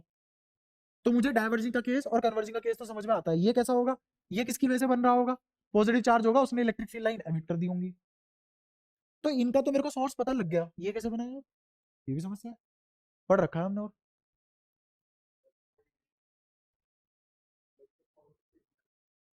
नेगेटिव पॉजिटिव, नेगेटिव पॉजिटिव का सेम मैग्नीट्यूड हो जाए है? ये तो न्यूट्रल हो गया, उसका तो इलेक्ट्रिक फील्ड तरह से भी दूर नहीं जाएगा, वो तो डायपोल की तरह बिहेव करने लगेगा, या फिर जीरो आएगा उसका इलेक्ट्रिक फील्ड। इनफाइनाइट वायर से कहाँ? इनफाइनाइट वायर से भी नहीं निकलेगा, उससे भी कैसे निकलेगा? डाइवर्जिंग। देख जैसे वायर है, यहाँ से इलेक्ट्रिक फील्ड लाइन ऐसे निकलेगा, ऐसे निकलेगा, ऐसे निकलेगा, ऐसे निकलेगा, तो क्या एक सर्कल की फॉर्म में नहीं निकलेगा? और जैसे जैसे सर्कल बड़ा होता चला जाएगा, दूर दूर नहीं बनेगी इलेक्ट्रिक फील्ड लाइन, तो डाइवर्जिंग नहीं होगी इससे बनती हुई। आंसर है इनफाइनाइट शीट। याद है? उससे इलेक्ट्रिक फील्ड यहाँ कितना होता है? Sigma by epsilon. यहाँ कितना होता है? Sigma by epsilon. यहाँ कितना होता है? तो कहाँ देखा तुमने? हर जगह सेम हो, फॉर्मूला आर पे डिपेंड ही नहीं कर रहा। डिस्क के क्लोज विसिनिटी में, और इसी को हमने क्या बोल दिया था? Infinite sheet. फिर ये भी पढ़ा था, शेप मैटर नहीं करती। समझ आ रहा है? अब मेरे को एक बात बताओ, जो भी मैं पिछली क्लास में पढ़ाता हूँ, कोई ऐसी बात बोली जो रिलेट ना हो रही हो, फालतू बोल दी हो? एक एक बात नपी बोली जाती है। उसको नाप तोल छोड़ो, पढ़ना छोड़ो, उसको पता नहीं ऐसे बैग में डाल देते हो, ये तो हमें कभी खोलना ही नहीं। पढ़ा है जहाँ पढ़ा है, ये पेपर से पहले देखेंगे, वो बहुत गलत हो जाएगा। अभी तुम्हें समझ नहीं आ रहा मैं क्यों इतना एनफोर्स कर रहा हूँ तुम्हें चीजों के लिए। अभी 4 चैप्टर होने तो तुम्हारे पास इतना सिलेबस होगा ना इकट्ठा, कर नहीं पाओगे, वहीं हिम्मत टूट जाएगी तुम्हारी, अब तो नहीं हो पाएगा पूरा। फिर तुम राधे कृष्ण के चक्कर में ही पड़े रहोगे पूरी जिंदगी, कि वो हमारा उद्धार कर दे, खुद से नहीं कर पाओगे। यूनिफॉर्म इलेक्ट्रिक फील्ड कैसे बना होगा? या तो इनफाइनाइट शीट रखी होगी, या चार्ज इन्फिनिटी पे होगा, या चार्ज इन्फिनिटी होगा। कोई दो पैरेलल लाइन मेरे पास आई, इसका मतलब वो कहां से ओरिजिनेट हुई होंगी? या छोड़ो, वो भी छोड़ो, दो पैरेलल लाइन कहां मीट करती हैं? इन्फिनिटी पे। कहां मीट करती हैं? इन्फिनिटी पे। तो निकली भी कहां से होंगी? और एक ही पॉइंट से निकली होंगी दोनों। तो ऐसी दो लाइन, ऐसी दो लाइन पैरेलल कब होगी? जब इन्फिनिटी पे चली जाएंगी। और ये दो इनफाइनाइट जो, सॉरी, ये दो पैरेलल लाइन मीट कहां करेंगी? इन्फिनिटी पे। यही तो पढ़ते आ रहे हो, तुम्हें इतना हिस्से में तो तुम कंफर्टेबल हो, और मैंने इसी की रिवर्स एनालॉजी तुम्हें दे दी, तुम्हें कोई तो काट गया। हाँ हाँ हाँ हाँ। तो हर जो वो दो लाइन जो मिल नहीं सकती, और हमें चाहिए वो कंडीशन की कहीं तो मिल रही होंगी, तो उन्हीं का तो नाम एसिम्प्टोट रखा हुआ है। ठीक है, तेरे एक ही कॉन्सेप्ट क्लियर हुआ दुनिया में आज तक, वो एसिम्प्टोट का है ना। अब वही है, जहां जो तुम्हारा कॉन्सेप्ट क्लियर हो जाए हर जगह वही लगा दो। तो इतनी वही है, अगर तुमने ये सब्जेक्ट अच्छे से पढ़ लिया, जिस दिन फिजिक्स तुमने बहुत अच्छे से पढ़ ली, या मैथ्स बहुत अच्छे से पढ़ लिया, केमिस्ट्री बहुत अच्छे से पढ़ ली, जो सब्जेक्ट तुम्हारे स्ट्रॉन्ग हो जाएगा तुम हर जगह लगाओगे उसको। फिलोसफी हो, बातचीत करने का जरिया हो, नेचर हो, काम करने का तरीका हो, हर जगह फेल दोगे उसे। पढ़ो तो सही उतना। जैसे इसने तो सिर्फ एसिम्प्टोट पढ़ा, ये हर जगह लगा देती है, जहां भी मैंने देखा उसके मुंह से एसिम्प्टोट निकल जाता है, मौका नहीं छोड़ती। क्या तुम्हें ये वाली बात समझ आ रही है? तो चार्ज कहाँ रख दो? इन्फिनिटी पे। तो जो मेरे को लाइनें नजर आएंगी वो कैसी आती हुई नजर आएंगी? पैरेलल। तो कैसा इलेक्ट्रिक फील्ड हो गया? तो इसका सोर्स क्या बना? सोर्स क्या बना? या तो इनफाइनाइट शीट, या फिर चार्ज एट इन्फिनिटी। दो में से कोई एक सोर्स पकड़ लो। क्या हमने तीनों टाइप की इलेक्ट्रिक फील्ड सीख लिए? मुझे कौन सी इलेक्ट्रिक फील्ड की रिक्वायरमेंट है अपनी सिचुएशन के लिए? यूनिफॉर्म। तो यूनिफॉर्म इलेक्ट्रिक फील्ड ऐसा बनता है, दिख गया? अब मैंने यहाँ पे प्लस चार्ज रखा, इस प्लस चार्ज पे फोर्स किधर लगेगा? पहले तो फोर्स का फॉर्मूला बताओ, क्या फोर्स क्यू ई के बराबर होता है? अगर ये चार्ज प्लस का है तो जो डायरेक्शन इलेक्ट्रिक फील्ड की है वही फोर्स की होगी तो इस पे फोर्स कहाँ लगेगा, इलेक्ट्रिक फील्ड के डायरेक्शन में। तो क्या स्ट्रेट लाइन मोशन नहीं आएगा, आएगा आर्यन, अच्छा हाँ आर्यन, लक्ष्य, ठीक है आर्यन लक्ष्य, आ रहा है समझ में। कल वाली हालत फिर से, कल वाली है ना, वही यार, जब तक पिछला नहीं पढ़ेगा कैसे आएगा अगला, समझ लो। इनकी शक्लें देख ली, यही कंफर्टेबल नहीं हो रहे अभी तक, इनकी तो हो चुकी क्लासेस, तो पिछला पढ़ के आना बहुत जरूरी है, हर क्लास में फील होगा तुम्हें। अच्छा अगर मैं यहाँ पे माइनस क्यू रख देता तो फोर्स का फॉर्मूला क्या बनता, माइनस क्यू ही। तो जिधर इलेक्ट्रिक फील्ड है फोर्स उसके अपोजिट डायरेक्शन में लगता, तो इस पे क्या फोर्स की डायरेक्शन ये आती, तो एंटी पैरेलल, तो भी स्ट्रेट लाइन, तो पैरेलल एंटी पैरेलल खत्म करा दिया मैंने, पैरेलल एंटी पैरेलल करके इमेजिन हो पाया। अब ऐसे ही कोई इलेक्ट्रिक फील्ड है, जैसे मान लो क्या यूनिफॉर्म इलेक्ट्रिक फील्ड है, इसमें कोई चार्ज v वेलोसिटी से एंटर कर जाता है, बोलो पॉजिटिव लो नेगेटिव लो, पॉजिटिव, ये प्लस क्यू इसमें एंटर करता है v वेलोसिटी से, तो इलेक्ट्रिक फील्ड लाइन प्लस से तो निकलती है और माइनस पे टर्मिनेट होती है ना। तो जैसे ये चार्ज यहां जाएगा तो इस चार्ज पे फोर्स कहां लगेगा, इन डायरेक्शन ऑफ इलेक्ट्रिक फील्ड, तो क्या चार्ज ऐसे नहीं घूम जाएगा, और यही बात कैसा है पैराबोलिक, और अगर यहाँ पे नेगेटिव चार्ज भेज देता तो भी कैसा है पैराबोलिक, और कितने एंगल पे घुसे हैं 90 डिग्री पे, अच्छा अगर ये 72 डिग्री पे घुसते तो भी पैराबोलिक, पैरेलल एंटी पैरेलल तो स्ट्रेट लाइन, और किसी एंगल पे तो वही तो बात चल रही है। अब सोचो अगर तुमने 11वीं अच्छे से कर ली होती, ये आज कहने की जरूरत थोड़ी ना पड़ती, क्वेश्चन कर रहे होते हम इस पे डायरेक्ट, ठीक है। बट फिर भी जहां जहां 11वीं के ज्ञान की जरूरत पड़ेगी मैं बताता रहूँ।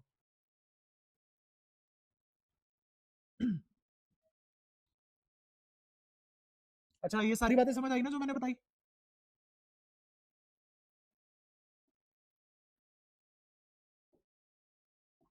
एम मास का बॉब, एल लेंथ की स्ट्रिंग, तो इस पोजीशन पे इस पे कौन कौन से फोर्स लग रहे होंगे, कोई बता सकता है मेरे को, नीचे एनजी और रस्सी में ऊपर, ये मास नीचे क्यों नहीं गिर रहा, क्योंकि टेंशन एनजी को बैलेंस कर रही है, तो टेंशन इज बैलेंसिंग एनजी, तो ये क्या इक्विलिब्रियम में इस पोजीशन पे, जब नेट फोर्स जीरो हो जाए तो इक्विलिब्रियम में। क्या होगा अगर मैं इसको यहाँ ले जाके छोड़ दूं, यहाँ ले जाके छोड़ दूं क्या होगा, डोलेगा ऐसे ऐसे, तो क्या करेगा ऑसिलेशन, है ना।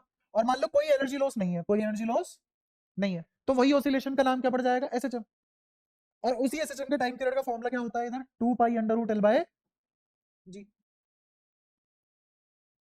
कोई दिक्कत, ज्यादा कोई परेशानी, अगर ये फॉर्मूला याद नहीं होता तो तुम इसको याद ऐसे कर सकते हो, दोनों साइड 2 से मल्टीप्लाई कर दो, दोनों साइड 10 से मल्टीप्लाई करके, क्लियर है। तो अगर ये फॉर्मूला याद नहीं होता तो तुम इसको ऐसे याद कर सकते हो, 2t 4 पाई लोटा बटे गिलास, हो गया, 2t 4 पाई लोटा बटे गिलास, उसमें से फिर 2 से 4 काट लेना, अपने आप ऊपर वाला फॉर्मूला, अगर याद नहीं होता है तो, है ना, जनरली याद हो जाता है, इन सब फालतू चीजों की जरूरत पड़ती नहीं है हमें, पढ़े तो कोई शर्म की बात नहीं है, आपने नंबर आना चाहिए, है ना। तो ये फॉर्मूला होता है 2 pi under root L by g, L क्या है और जी टी क्या है, टाइम पीरियड किसका, इसके ऐसे चमका, ये वापस से इसी पोजीशन पे कब आएगा, ये वापस से इसी पोजीशन पे। अच्छा अगर मैं इसको यहाँ पे ले जाके छोड़ा और इनिशियल पोजीशन ये है, तो एक ऑसिलेशन कब पूरा होता है, क्या यहाँ पे जाके यहाँ पे आया एक ऑसिलेशन पूरा हुआ, यहाँ से यहाँ तक आने पे एक ऑसिलेशन पूरा हुआ नहीं, इधर जाके इधर आया अब एक ऑसिलेशन पूरा हुआ, उसका टाइम पीरियड है ये टाइम पीरियड किसका है, फॉर वन ऑसिलेशन, ठीक है। और अगर ये एसएचएम है तो हमेशा ही टाइम पीरियड ये रहेगा, अब चेंज नहीं होगा टाइम पीरियड, क्योंकि एसएचएम में कोई एनर्जी लॉस नहीं होता, हर बार extreme position mean position same रहेगी, कोई दिक्कत।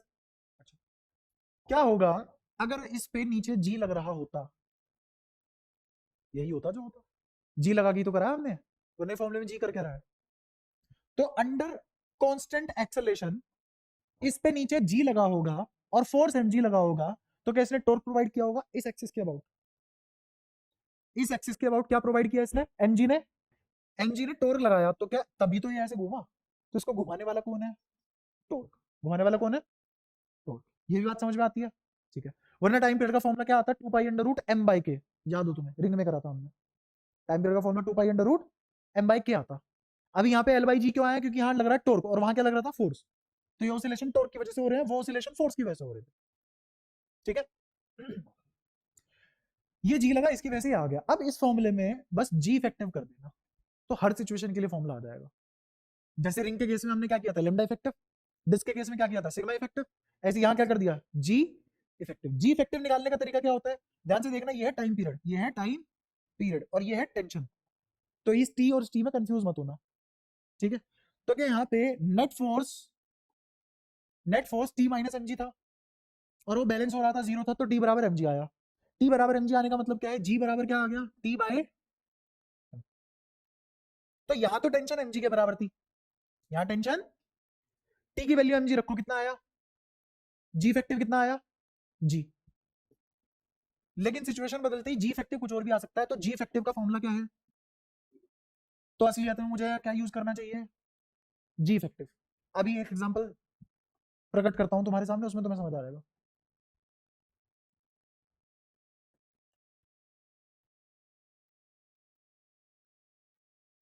इस पे ग्रेविटी तो लगी रही है नीचे की तरफ जी, बट अब मैंने एक इलेक्ट्रिक फील्ड और लगा दिया इसी डायरेक्शन में।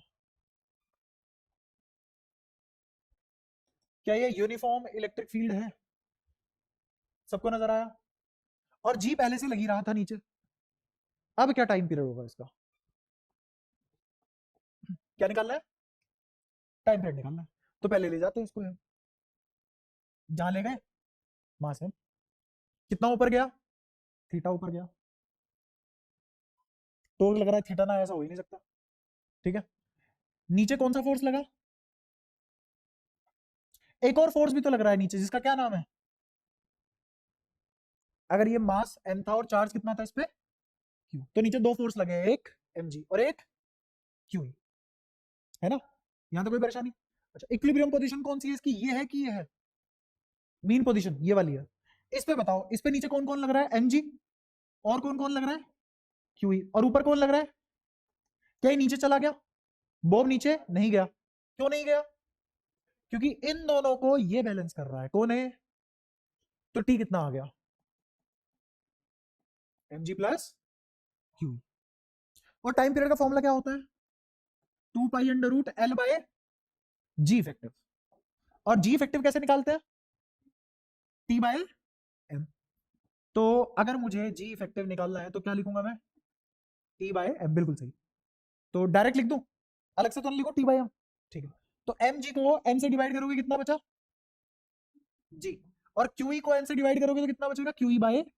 क्या मैं जी इफेक्टिव निकाल चुका, कहाँ रखना है उधर। तो टाइम पीरियड कितना आ गया, 2 pi under root L by g plus q E by m, ये आ गया टाइम पीरियड।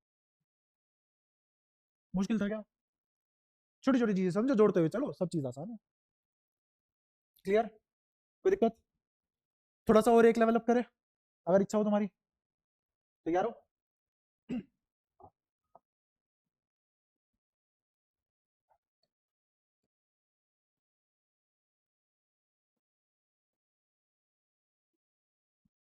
नीचे जी लगी रहा है ना, लेकिन इस बार इलेक्ट्रिक फील्ड मैंने ऐसे लगा दिया,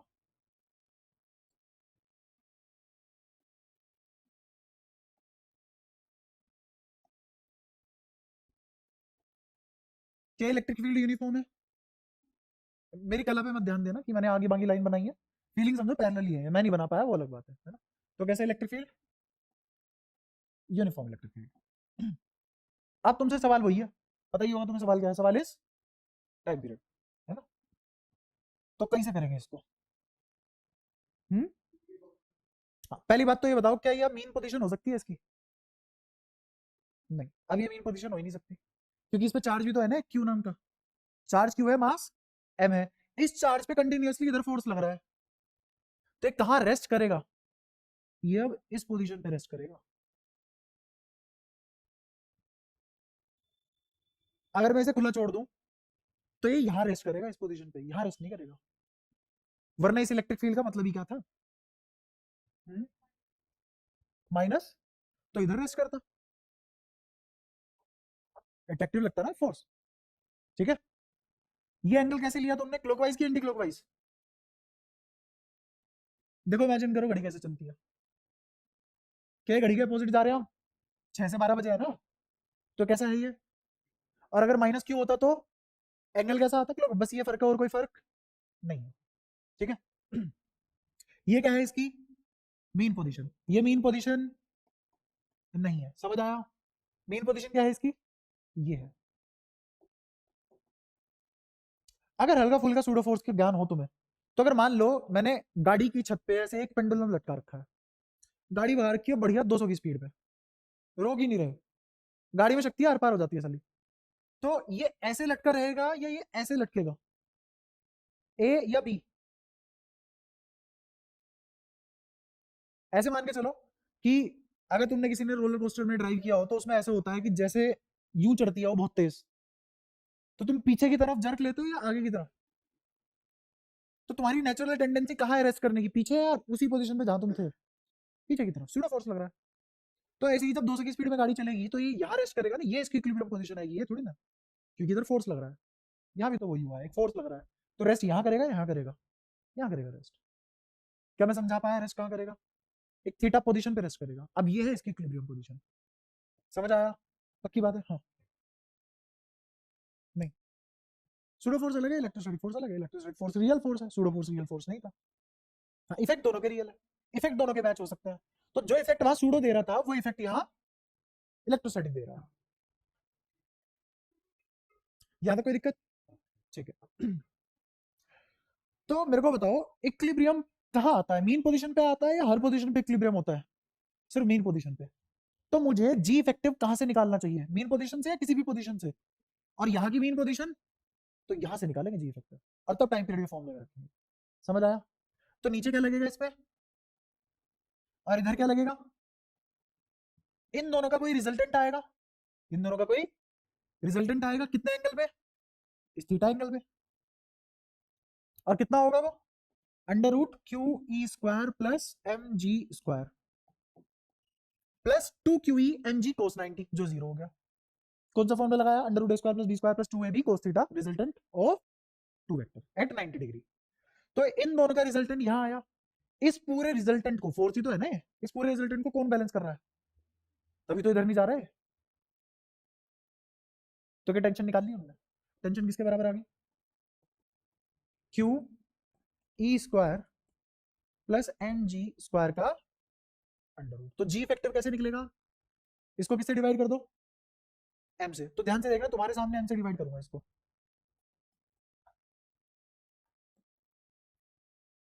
समझ आया क्या किया? नीचे एम था, रूट के अंदर ले गया, रूट के अंदर जाएगा तो स्क्वायर होके जाएगा, स्क्वायर होके जाएगा तो मास का स्क्वायर, और यहाँ मास का स्क्वायर था, मास के स्क्वायर ने मास के स्क्वायर को काट दिया, तो क्या सिर्फ क्या बचा? G square. समझ आ गया? तो ये आ गया जी इफेक्टिव। तो टाइम पीरियड कितना आ गया? 2 pi under root length of धागा और जी इफेक्टिव।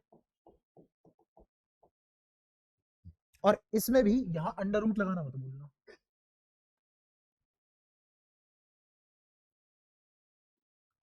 ये सारी बातें समझ आई?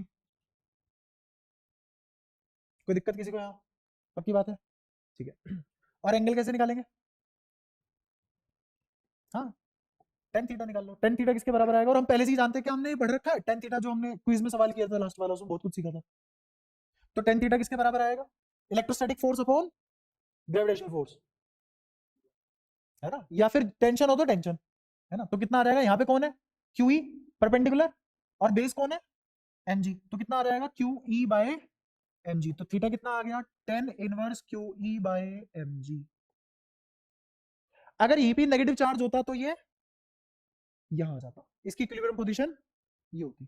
अब पेंडुलम पता है कैसे ऑसिलेट करेगा? यहाँ है ये पेंडुलम, टाइम पीरियड उतना होगा, और ऐसे ऐसे ऑसिलेट करेगा, और मीन पोजीशन क्या होगी? ये। क्या सारी बातें समझ पाए? अब किसी भी लेवल पे बातें कर लो, अगर तुम्हारे हाथ में कॉन्सेप्ट लग चुका है, कैसे ही घुमा लो उसे। ठीक है? तो अगर तुम्हारे कॉन्सेप्ट अच्छे हैं तो तुम किसी भी चीज से रिलेट कर लो ना उसको, और यही रिलेटिंग पावर चाहिए होती है।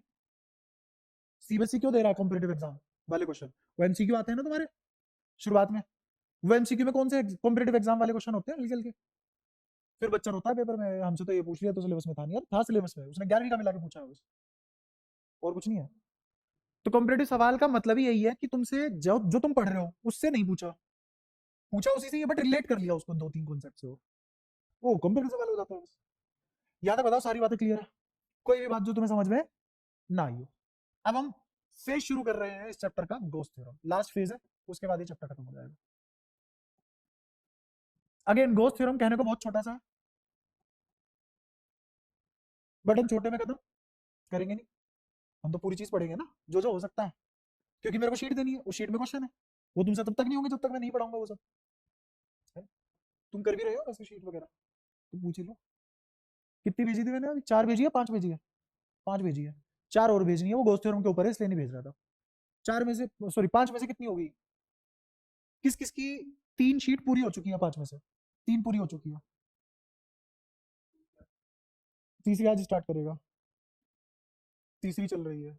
तीसरी पे है कौन कौन फिलहाल, तुम तीनों तो हो तीसरी पे, तुम तीनों में से कौन है तीसरी चल रही है, शीट कौन सी शीट, कैसी शीट, ग्रुप में है, अरे वाह, एसी के लिए तो नहीं आ रहा, क्योंकि वो उतना अच्छा चल भी नहीं रहा, अभी थोड़े दिनों बाद गर्मी लगेगी इधर, है ना, पक्का पढ़ाई के लिए आ रहा है, तो मांगता क्यों नहीं है चीजें, शीट ये सब फलाना ढिमका, ग्रुप पे होगा तभी तो पता लगेगा, ये पीडीएफ भेजता हूँ ग्रुप पे, यूट्यूब पे वीडियो डलती है, अभी पहले चैप्टर की इसलिए डल रही है, जो भी आओ देख के आओ, फिर उसके बाद तुम्हारी सबकी ईमेल आईडी इकट्ठी करके तुम्हारे ग्रुप बना के उसी ईमेल आईडी में एक्सेस डाल दिया करूंगा, ताकि रिकॉर्डिंग रहे, वरना अभी तक जो मैंने पहले जितना भी पढ़ा चुका, और मान लो तुम में से कोई एक बच्चा जो शुरुआत से पढ़ रहा है और बोल दे सर मेरा पहला चैप्टर खराब हो गया, दोबारा पढ़ा दोगे, तो मैं उसको पीटने की बजाय मैं बोल सकता हूँ बेटा रिकॉर्डेड है देख ले, सिर्फ ये रीजन है रिकॉर्ड करने का, और कोई नहीं है। दूसरा क्या है कि मान ले, तू खुद इमेजिन कर, अब या फिर तुम जितने भी बच्चे बैठे हुए हो तुम खुद इमेजिन करो, अभी एक बच्चा कल से आके बैठ जाए और वो यहाँ से शुरुआत करे और मैं उसे पढ़ाऊं, तो तुम किस चीज की गारंटी लेते हो कि उसे थोड़ा थोड़ा समझ में आएगा या बिल्कुल समझ में नहीं आएगा, समझ में आ जाएगा, 100% गारंटी किस चीज की है, बिल्कुल समझ नहीं आएगा,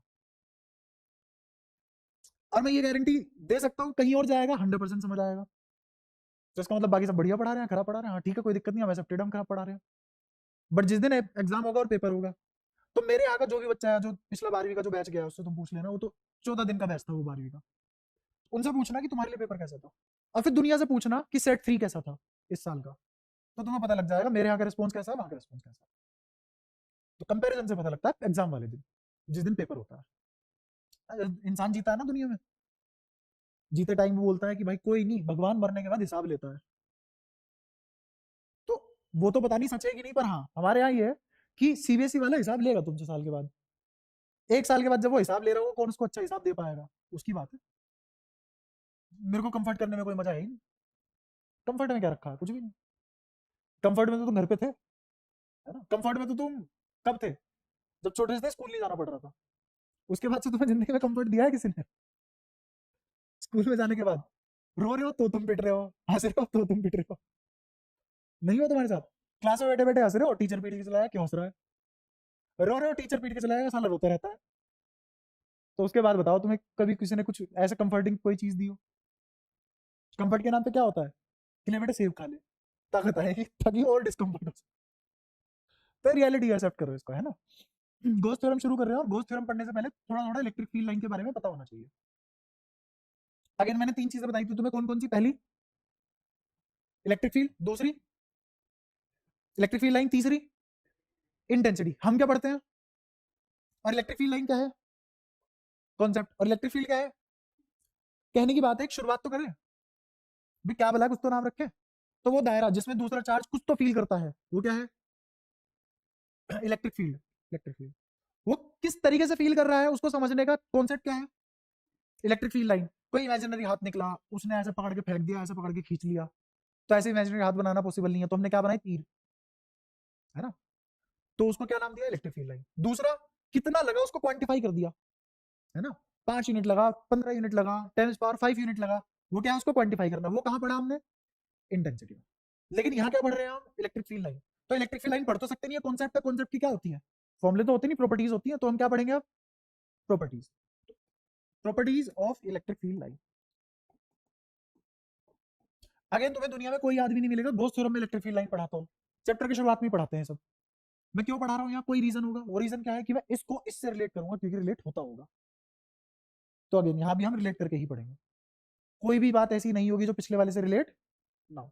तो गॉस थ्योरम में इलेक्ट्रिक फील्ड लाइन पढ़ना जरूरी है, और इलेक्ट्रिक फील्ड लाइन से कब गॉस थ्योरम पे आ जाएंगे तुम्हें पता भी नहीं पड़ेगा। तो पहली प्रॉपर्टी आज हल्का फुल्का बता के छोड़ देता हूँ ताकि तुम यूज टू रहो। पहली प्रॉपर्टी क्या है इलेक्ट्रिक फील्ड लाइन की? पहली प्रॉपर्टी है कि इलेक्ट्रिक फील्ड लाइन कभी भी इंटरसेक्ट नहीं करती, कभी भी इंटरसेक्ट। उससे भी पहले एक और प्रॉपर्टी कि इलेक्ट्रिक फील्ड लाइन इंफिनिटी से जनरेट होती है। कहां से जनरेट होती है? या फिर पॉजिटिव चार्ज से जनरेट फ्रॉम इंफिनिटी। या तो इलेक्ट्रिक फील्ड लाइन मेरे पास आ रही है, कहां से आ रही होगी? मैं देख नहीं पा रहा कहां से आ रही होगी, इंफिनिटी से, है ना। 5 कूलम का चार्ज रखा हुआ, मुझे नहीं पता प्लस या माइनस, लेकिन उससे मेरे पास इलेक्ट्रिक फील्ड लाइन आ रही है, तो वो चार्ज कैसा हुआ? पॉजिटिव। तो या तो पॉजिटिव से निकलेगी या इंफिनिटी से आ रही होगी, ठीक है। और टर्मिनेट कहां होंगी? एंड टर्मिनेट्स एट या तो इंफिनिटी या नेगेटिव चार्ज। ये बात क्लियर है? या तो कोई परेशानी? ये पहली प्रॉपर्टी है तुम्हारी इलेक्ट्रिक फील्ड लाइन की, ठीक है। दूसरी प्रॉपर्टी, इलेक्ट्रिक फील्ड लाइन कभी भी इंटरसेक्ट नहीं करती। इलेक्ट्रिक फील्ड लाइन कभी भी इंटरसेक्ट नहीं करती। Electric field line superposition principle follow नहीं करती। कोई तुमसे कहते कहते मर जाए, करती तो है, मना कर देना नहीं करती। कौन फॉलो करता है superposition principle? Electric field intensity. वो इंटेंसिटी है जो सुपरपोजिशन प्रिंसिपल फॉलो करती है, ठीक है। इसमें एक और चीज जो मैंने तुम्हें पहले भी बताई थी, ये इलेक्ट्रिक फील्ड लाइन दिखती है क्या हमें? ये सच में तीर होती है चलती हुई, क्या हाथ होता है? ये सब क्या है हमारी? तो कैसी होती है लाइन? इमेजिनरी, है ना। तभी तो कॉन्सेप्ट के थ्रू पढ़ना पड़ रहा है। तो क्या हम इनको देख पाएंगे? या देख पाते थे या देख नहीं सकते। इसने प्रेजेंट पास्ट फ्यूचर सब खत्म है, ना तो कभी देख पाएंगे, ना ही मुझे कभी शेप पता लगेगी, कुछ पता नहीं है इनके बारे में, कॉन्सेप्ट है बस एक। तो इमेजिनरी लाइन है अगर ये, कैसे सुपरपोजिशन प्रिंसिपल फॉलो कर सकती है? तो ये सुपरपोजिशन प्रिंसिपल फॉलो नहीं करती। Does not follow superposition. पढ़ लोगे सुपरपोजिशन प्रिंसिपल लिखा हुआ है? नहीं तो लिख देता हूँ, बता दिए बस। जिस दिन तुम्हें कॉन्फिडेंस आ जाए, हाँ इस आदमी ने जो गंदा मचाई है हम समेट लेंगे, उस दिन आगे बढ़ जाएंगे। ये तो पढ़ लोगे ना प्रिंसिपल है, ठीक है। अभी अभी हमने थोड़ी देर पहले पढ़ा कि क्या पढ़ा? कुछ तो पढ़ा? नहीं नहीं, आज ही तो बताइए एक चीज मैंने तुम्हें, याद आएगी तो दोबारा बताता हूँ। अभी याद आई थी, लिखने ही वाला था, निकल गई दिमाग से, चलो कोई नहीं। सुपरपोजिशन प्रिंसिपल फॉलो करेगी। और तीसरी, हाँ इंटरसेक्ट नहीं करेगी, नेवर।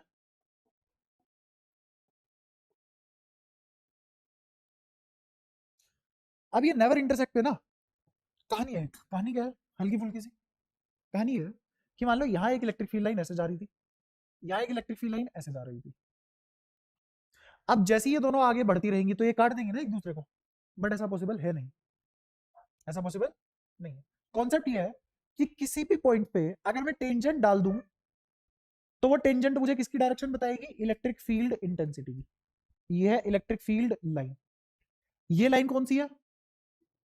और ये टेंजेंट एट अ पॉइंट क्या है? Direction of electric field intensity, direction of. इसमें कोई दिक्कत?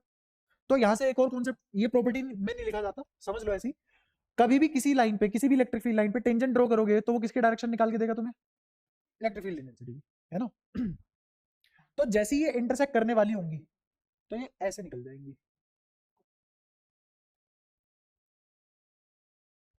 लेकिन इंटरसेक्ट नहीं करेंगी कभी भी एक दूसरे को, कभी भी एक दूसरे को नहीं काटेंगी। उसका रीजन क्या है? अगर ये काटती है एक दूसरे को, अगर ये एक दूसरे को काटती, तो इस पॉइंट पे दो टेंजेंट बनती, कौन कौन सी?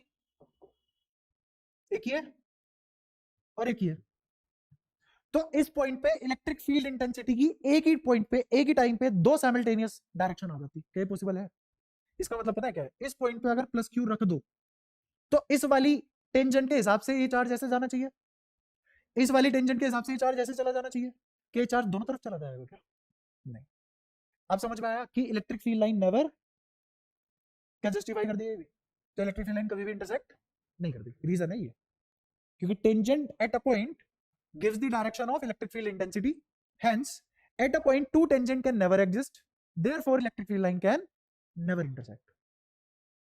पॉइंट क्लियर है बिल्कुल, ठीक है। और देखो, हाँ जो मैं तुम्हें बता रहा था वो ये है कि आज ही हमने पढ़ा कि इलेक्ट्रिक फील्ड लाइन में सडन ब्रेक नहीं आता, वो कंटिन्यूअस होती है। कैसी होती है? वो भी एक प्रॉपर्टी है इसकी। Electric field line are continuous. Continuous कहने का मतलब क्या है? Don't have sudden breaks but are gradual, gradual. ठीक है, मतलब धीरे धीरे इसकी इंटेंसिटी कम होती जाएगी, इफेक्ट कम होता जाएगा और इंफिनिटी पे जाके इफेक्ट जीरो हो जाएगा। ऐसे कोई सडन ब्रेक नहीं आता कि इलेक्ट्रिक फील्ड लाइन चल रही थी और गायब, खत्म। एरो क्यों लगा के छोड़ते हैं? तुमने छोटी सी क्लास में पढ़ा होगा, एक ये लाइन है और एक ये एरो है। इसका मतलब क्या है? ये बस यहीं तक है और ये कहीं भी जा सकती है आगे तक। तो ऐसे इसीलिए एरो लगा के छोड़ देते हैं। कहाँ जाएगी ये? इन्फिनिटी जाएगी। ठीक है, तो इसका मतलब ये ब्रेक नहीं है। क्या ये सही है इलेक्ट्रिक फील्ड लाइन बनाना?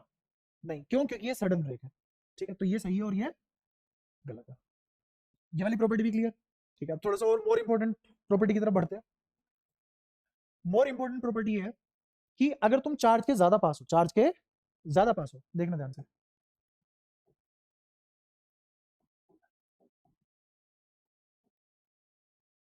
वही रिंग बनाते हैं कुछ कुछ। एक रिंग यहां बनाई, एक रिंग यहां बनाई, सेम साइज की।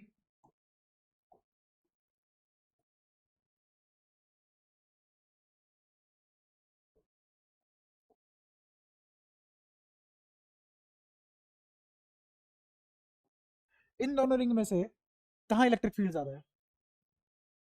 फर्स्ट वाली में। रीजन क्या है उसका? उतने ही एरिया में से, इतने ही एरिया में से तीन लाइनें गुजरी और यहाँ पे इतने ही एरिया में से। तो लाइन डेंसिटी कहाँ ज्यादा है? मैंने एक टर्म यूज करी, लाइन डेंसिटी। लाइन डेंसिटी मतलब कितने एरिया में कितनी लाइन, है ना? तो यहाँ पे लाइन डेंसिटी किसकी ज्यादा? फर्स्ट वाले की। तो यहाँ पे इलेक्ट्रिक फील्ड लाइन की डेंसिटी ज्यादा है बी वाली पोजीशन पे, जो इलेक्ट्रिक फील्ड लाइन की डेंसिटी है उससे। तो इलेक्ट्रिक फील्ड कहाँ ज्यादा होगा? बी पे की ए पे? हेंस ई ए बड़ा होगा ई बी से। ये इलेक्ट्रिक फील्ड है, इलेक्ट्रिक फील्ड इंटेंसिटी है। हाँ, ये इलेक्ट्रिक फील्ड नहीं है। ये क्या है? Electric field. क्योंकि मेजर तो हम एक ही क्वांटिटी कर पाते हैं, वो कौन सी है? क्या हम लाइन मेजर कर सकते हैं? क्या हम इलेक्ट्रिक फील्ड मेजर कर सकते हैं? क्या मेजर करते हैं फिर? तो फिजिकल क्वांटिटी भी कौन है? इलेक्ट्रिक फील्ड लाइन है, electric field intensity, electric field intensity. ठीक है, एक और एग्जांपल लेता हूँ। मान लो ये चार्ज था, बताओ कितना चार्ज लेना चाहोगे इसको? 1 गुलाम, 2 गुलाम, 3, कुछ भी बोल दो। 3 गुलाम। कितनी लाइनें बनाई है मैंने टोटल? कितना? 1 2 3 4 5 6 7 8, 8 लाइनें हैं। 3 गुलाम में से 8 लाइनें निकल रही हैं। 3 गुलाम में से। तो तुम 6 गुलाम चार्ज को कैसे बनाओगे? कितनी लाइनें निकालोगे? लॉजिक है भाई, मुझे 3 से 8 लाइनें दिखाई दी, तो मैं कैसे पता करूं कि ये 6 है? तो वो चार्ज गिन लो जहां से 16 लाइनें आई। तो चार्ज भी डबल हुआ होगा, लाइन डबल तो चार्ज भी डबल। इससे मुझे ये पता लगा कि मेरे चार्ज के मैग्नीट्यूड के डायरेक्टली डिपेंड करता है कौन? Electric field intensity. कितनी इलेक्ट्रिक फील्ड इंटेंसिटी है वो किसके ऊपर डिपेंड करती है? अब मान लो ये किसी एक्स दूरी पे मैंने रिंग ली थी, इससे भी एक्स दूरी पे रिंग ले लूं, तो इससे कितनी लाइनें निकलेगी? वहां 3 निकली थी, यहां कितनी निकलेगी? 6। तो क्या इलेक्ट्रिक फील्ड इंटेंसिटी बढ़ी? क्यों? क्योंकि लाइन डेंसिटी भी बढ़ी। तो इसका मतलब मेरे चार्ज का मैग्नीट्यूड किसके डायरेक्टली प्रोपोर्शनल है? इलेक्ट्रिक फील्ड इंटेंसिटी के डायरेक्टली प्रोपोर्शनल। या फिर ऐसा कह लो, जितना ज्यादा चार्ज उतनी ज्यादा इलेक्ट्रिक फील्ड इंटेंसिटी। दूसरा तुम ये भी बोल सकते हो कि जितनी ज्यादा इलेक्ट्रिक फील्ड इंटेंसिटी है, इसका मतलब उतना ही बड़ा चार्ज रहा होगा। क्या पॉजिटिव में ही पॉसिबल है, नेगेटिव में भी? नेगेटिव में भी। अपोजिट नेचर के हैं, इसका मतलब ये थोड़ा है उनके साथ कॉन्सेप्चुअली कोई दुरात हो रही है। ऐसा कोई सोतेला व्यवहार नहीं है किसी के साथ। यहां से गॉस लॉ की शुरुआत होती है। ठीक है, धीरे धीरे पढ़ाऊंगा कैसे, लेकिन यहां से गॉस लॉ की शुरुआत होती है, इसलिए पढ़ाई। यहाँ इलेक्ट्रिक फील्ड लाइन और थोड़ी बहुत बातें रिलेट करता हूँ। जैसे मान लो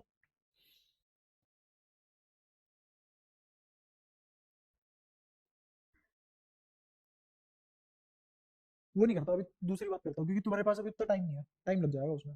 छोटी सी बात बताओ, अभी 2 मिनट में खत्म कर देता हूँ, वरना फिर 15 20 मिनट लगेगी, तुम दिक्कत कर जाओगे।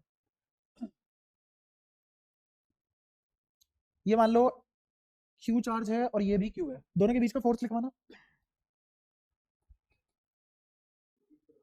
अच्छा, और दोनों किसी एक का इलेक्ट्रिक फील्ड लिखवाना। बीच की दूरी आ रहा है, के क्यू बाय आर स्क्वायर, के क्यू बाय आर स्क्वायर। इसको कैपिटल क्यू कर देते हैं। तो ये वाले इलेक्ट्रिक फील्ड कौन से वाले की वजह से है, छोटे क्यू या कैपिटल क्यू? छोटे क्यू की वजह से। और इस वाले क्यू की वजह से इलेक्ट्रिक फील्ड इतना तो आता है, ठीक है। अगर मैं इसको 3 कर दूं तो ये कितना हो जाएगा? क्या मैंने जो बात यहां बोली थी मैथमेटिकल प्रूफ कर दी? हो गई मैथमेटिकली प्रूफ। भाई पहले कितनी थी, के क्यू बाय आर स्क्वायर, तुमने क्यू का 3 क्यों कर दिया, इलेक्ट्रिक फील्ड इंटेंसिटी कितनी हो गई, 3 के क्यू बाय आर स्क्वायर, खत्म। तो उतना मुश्किल थोड़ी ना था वो समझना, मैथमेटिकली प्रूफ है। अच्छा अगर मैं इसको 4 क्यू कर दूं तो ये, जब तक मैंने 3 4 नहीं किए थे तो फोर्स कितना लग रहा था, इनिशियली फोर्स कितना लग रहा था जब तक बढ़ाई नहीं थे, के छोटा क्यू कैपिटल क्यू बाय, जब ये बढ़ा दिया तो फोर्स कितना लग रहा है, 12 के छोटा क्यू कैपिटल क्यू बाय। ये फोर्स क्यों बढ़ा 12 गुना, क्योंकि इलेक्ट्रिक फील्ड बढ़ा। फोर्स क्या होता है, Q times electric field, Q times electric field. इसने पहले के मुकाबले 3 गुना ज्यादा कंट्रीब्यूट किया, इसने पहले के मुकाबले 4 गुना ज्यादा कंट्रीब्यूट किया, इसलिए फोर्स ने 12 गुना कंट्रीब्यूट किया, क्योंकि एफ बराबर क्यू ई, एफ बराबर क्यू ई। ये बात क्लियर है? या फिर ऐसा बोल लो इलेक्ट्रिक फील्ड होता क्या है, force per unit charge, force per unit charge. तो पहले मान लो फोर्स के Q Q by R square था, तुमने इसको 3 गुना कर दिया, तो फोर्स पर यूनिट चार्ज कितना हो गया, 3 टाइम्स। तो फोर्स भी तो 3 गुना ही बढ़ गया पर यूनिट चार्ज, ऐसे भी समझ सकते हो। तो क्या ये बात तुम्हारे दिल में अच्छे से ग्रहण हो चुकी है, पक्का? तो अगेन आज जितना पढ़ाया गया उतना पढ़ के आओगे, गॉस लॉ की बहुत अच्छी शुरुआत होगी, एक एक चीज समझ में आएगी, ठीक है। अच्छा एक और सवाल यही क्लियर कर देता हूँ, कभी कभी कॉन्सेप्चुअली 1 नंबर में आ जाता है। अगर तुमसे कोई पूछे कि फंडामेंटल लॉ ऑफ इलेक्ट्रोस्टैटिक क्या है, फंडामेंटल लॉ ऑफ इलेक्ट्रोस्टैटिक क्या है, कहां से हुई हमारी शुरुआत चैप्टर की? तो फंडामेंटल लॉ ऑफ इलेक्ट्रोस्टैटिक क्या है? ऐसे ही तुमसे पूछे कि फंडामेंटल लॉ ऑफ मोशन क्या है, फंडामेंटल लॉ ऑफ मोशन क्या है? Newton's law. न्यूटन्स का भी कौन सा law, second law, F equals to dp by dt। ऐसे ही तुमसे पूछे इलेक्ट्रोस्टैट में फंडामेंटल लॉ क्या है, फंडामेंटल लॉ ऑफ इलेक्ट्रोस्टैटिक,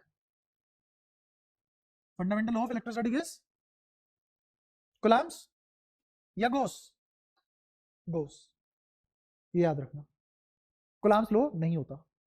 ये सवाल इसीलिए पूछा कि तुम अपनी अंतरात्मा से कूलम्ब्स लॉ से ज्यादा प्रेम करते हो, तो उसी का आंसर लिख के आते हो। कूलम्ब्स लॉ पहले ही पढ़ा था, मास्टर ने चैप्टर की शुरुआत करवाई थी कूलम्ब्स लॉ से, उससे पहले तो हमें कुछ आता ही नहीं था।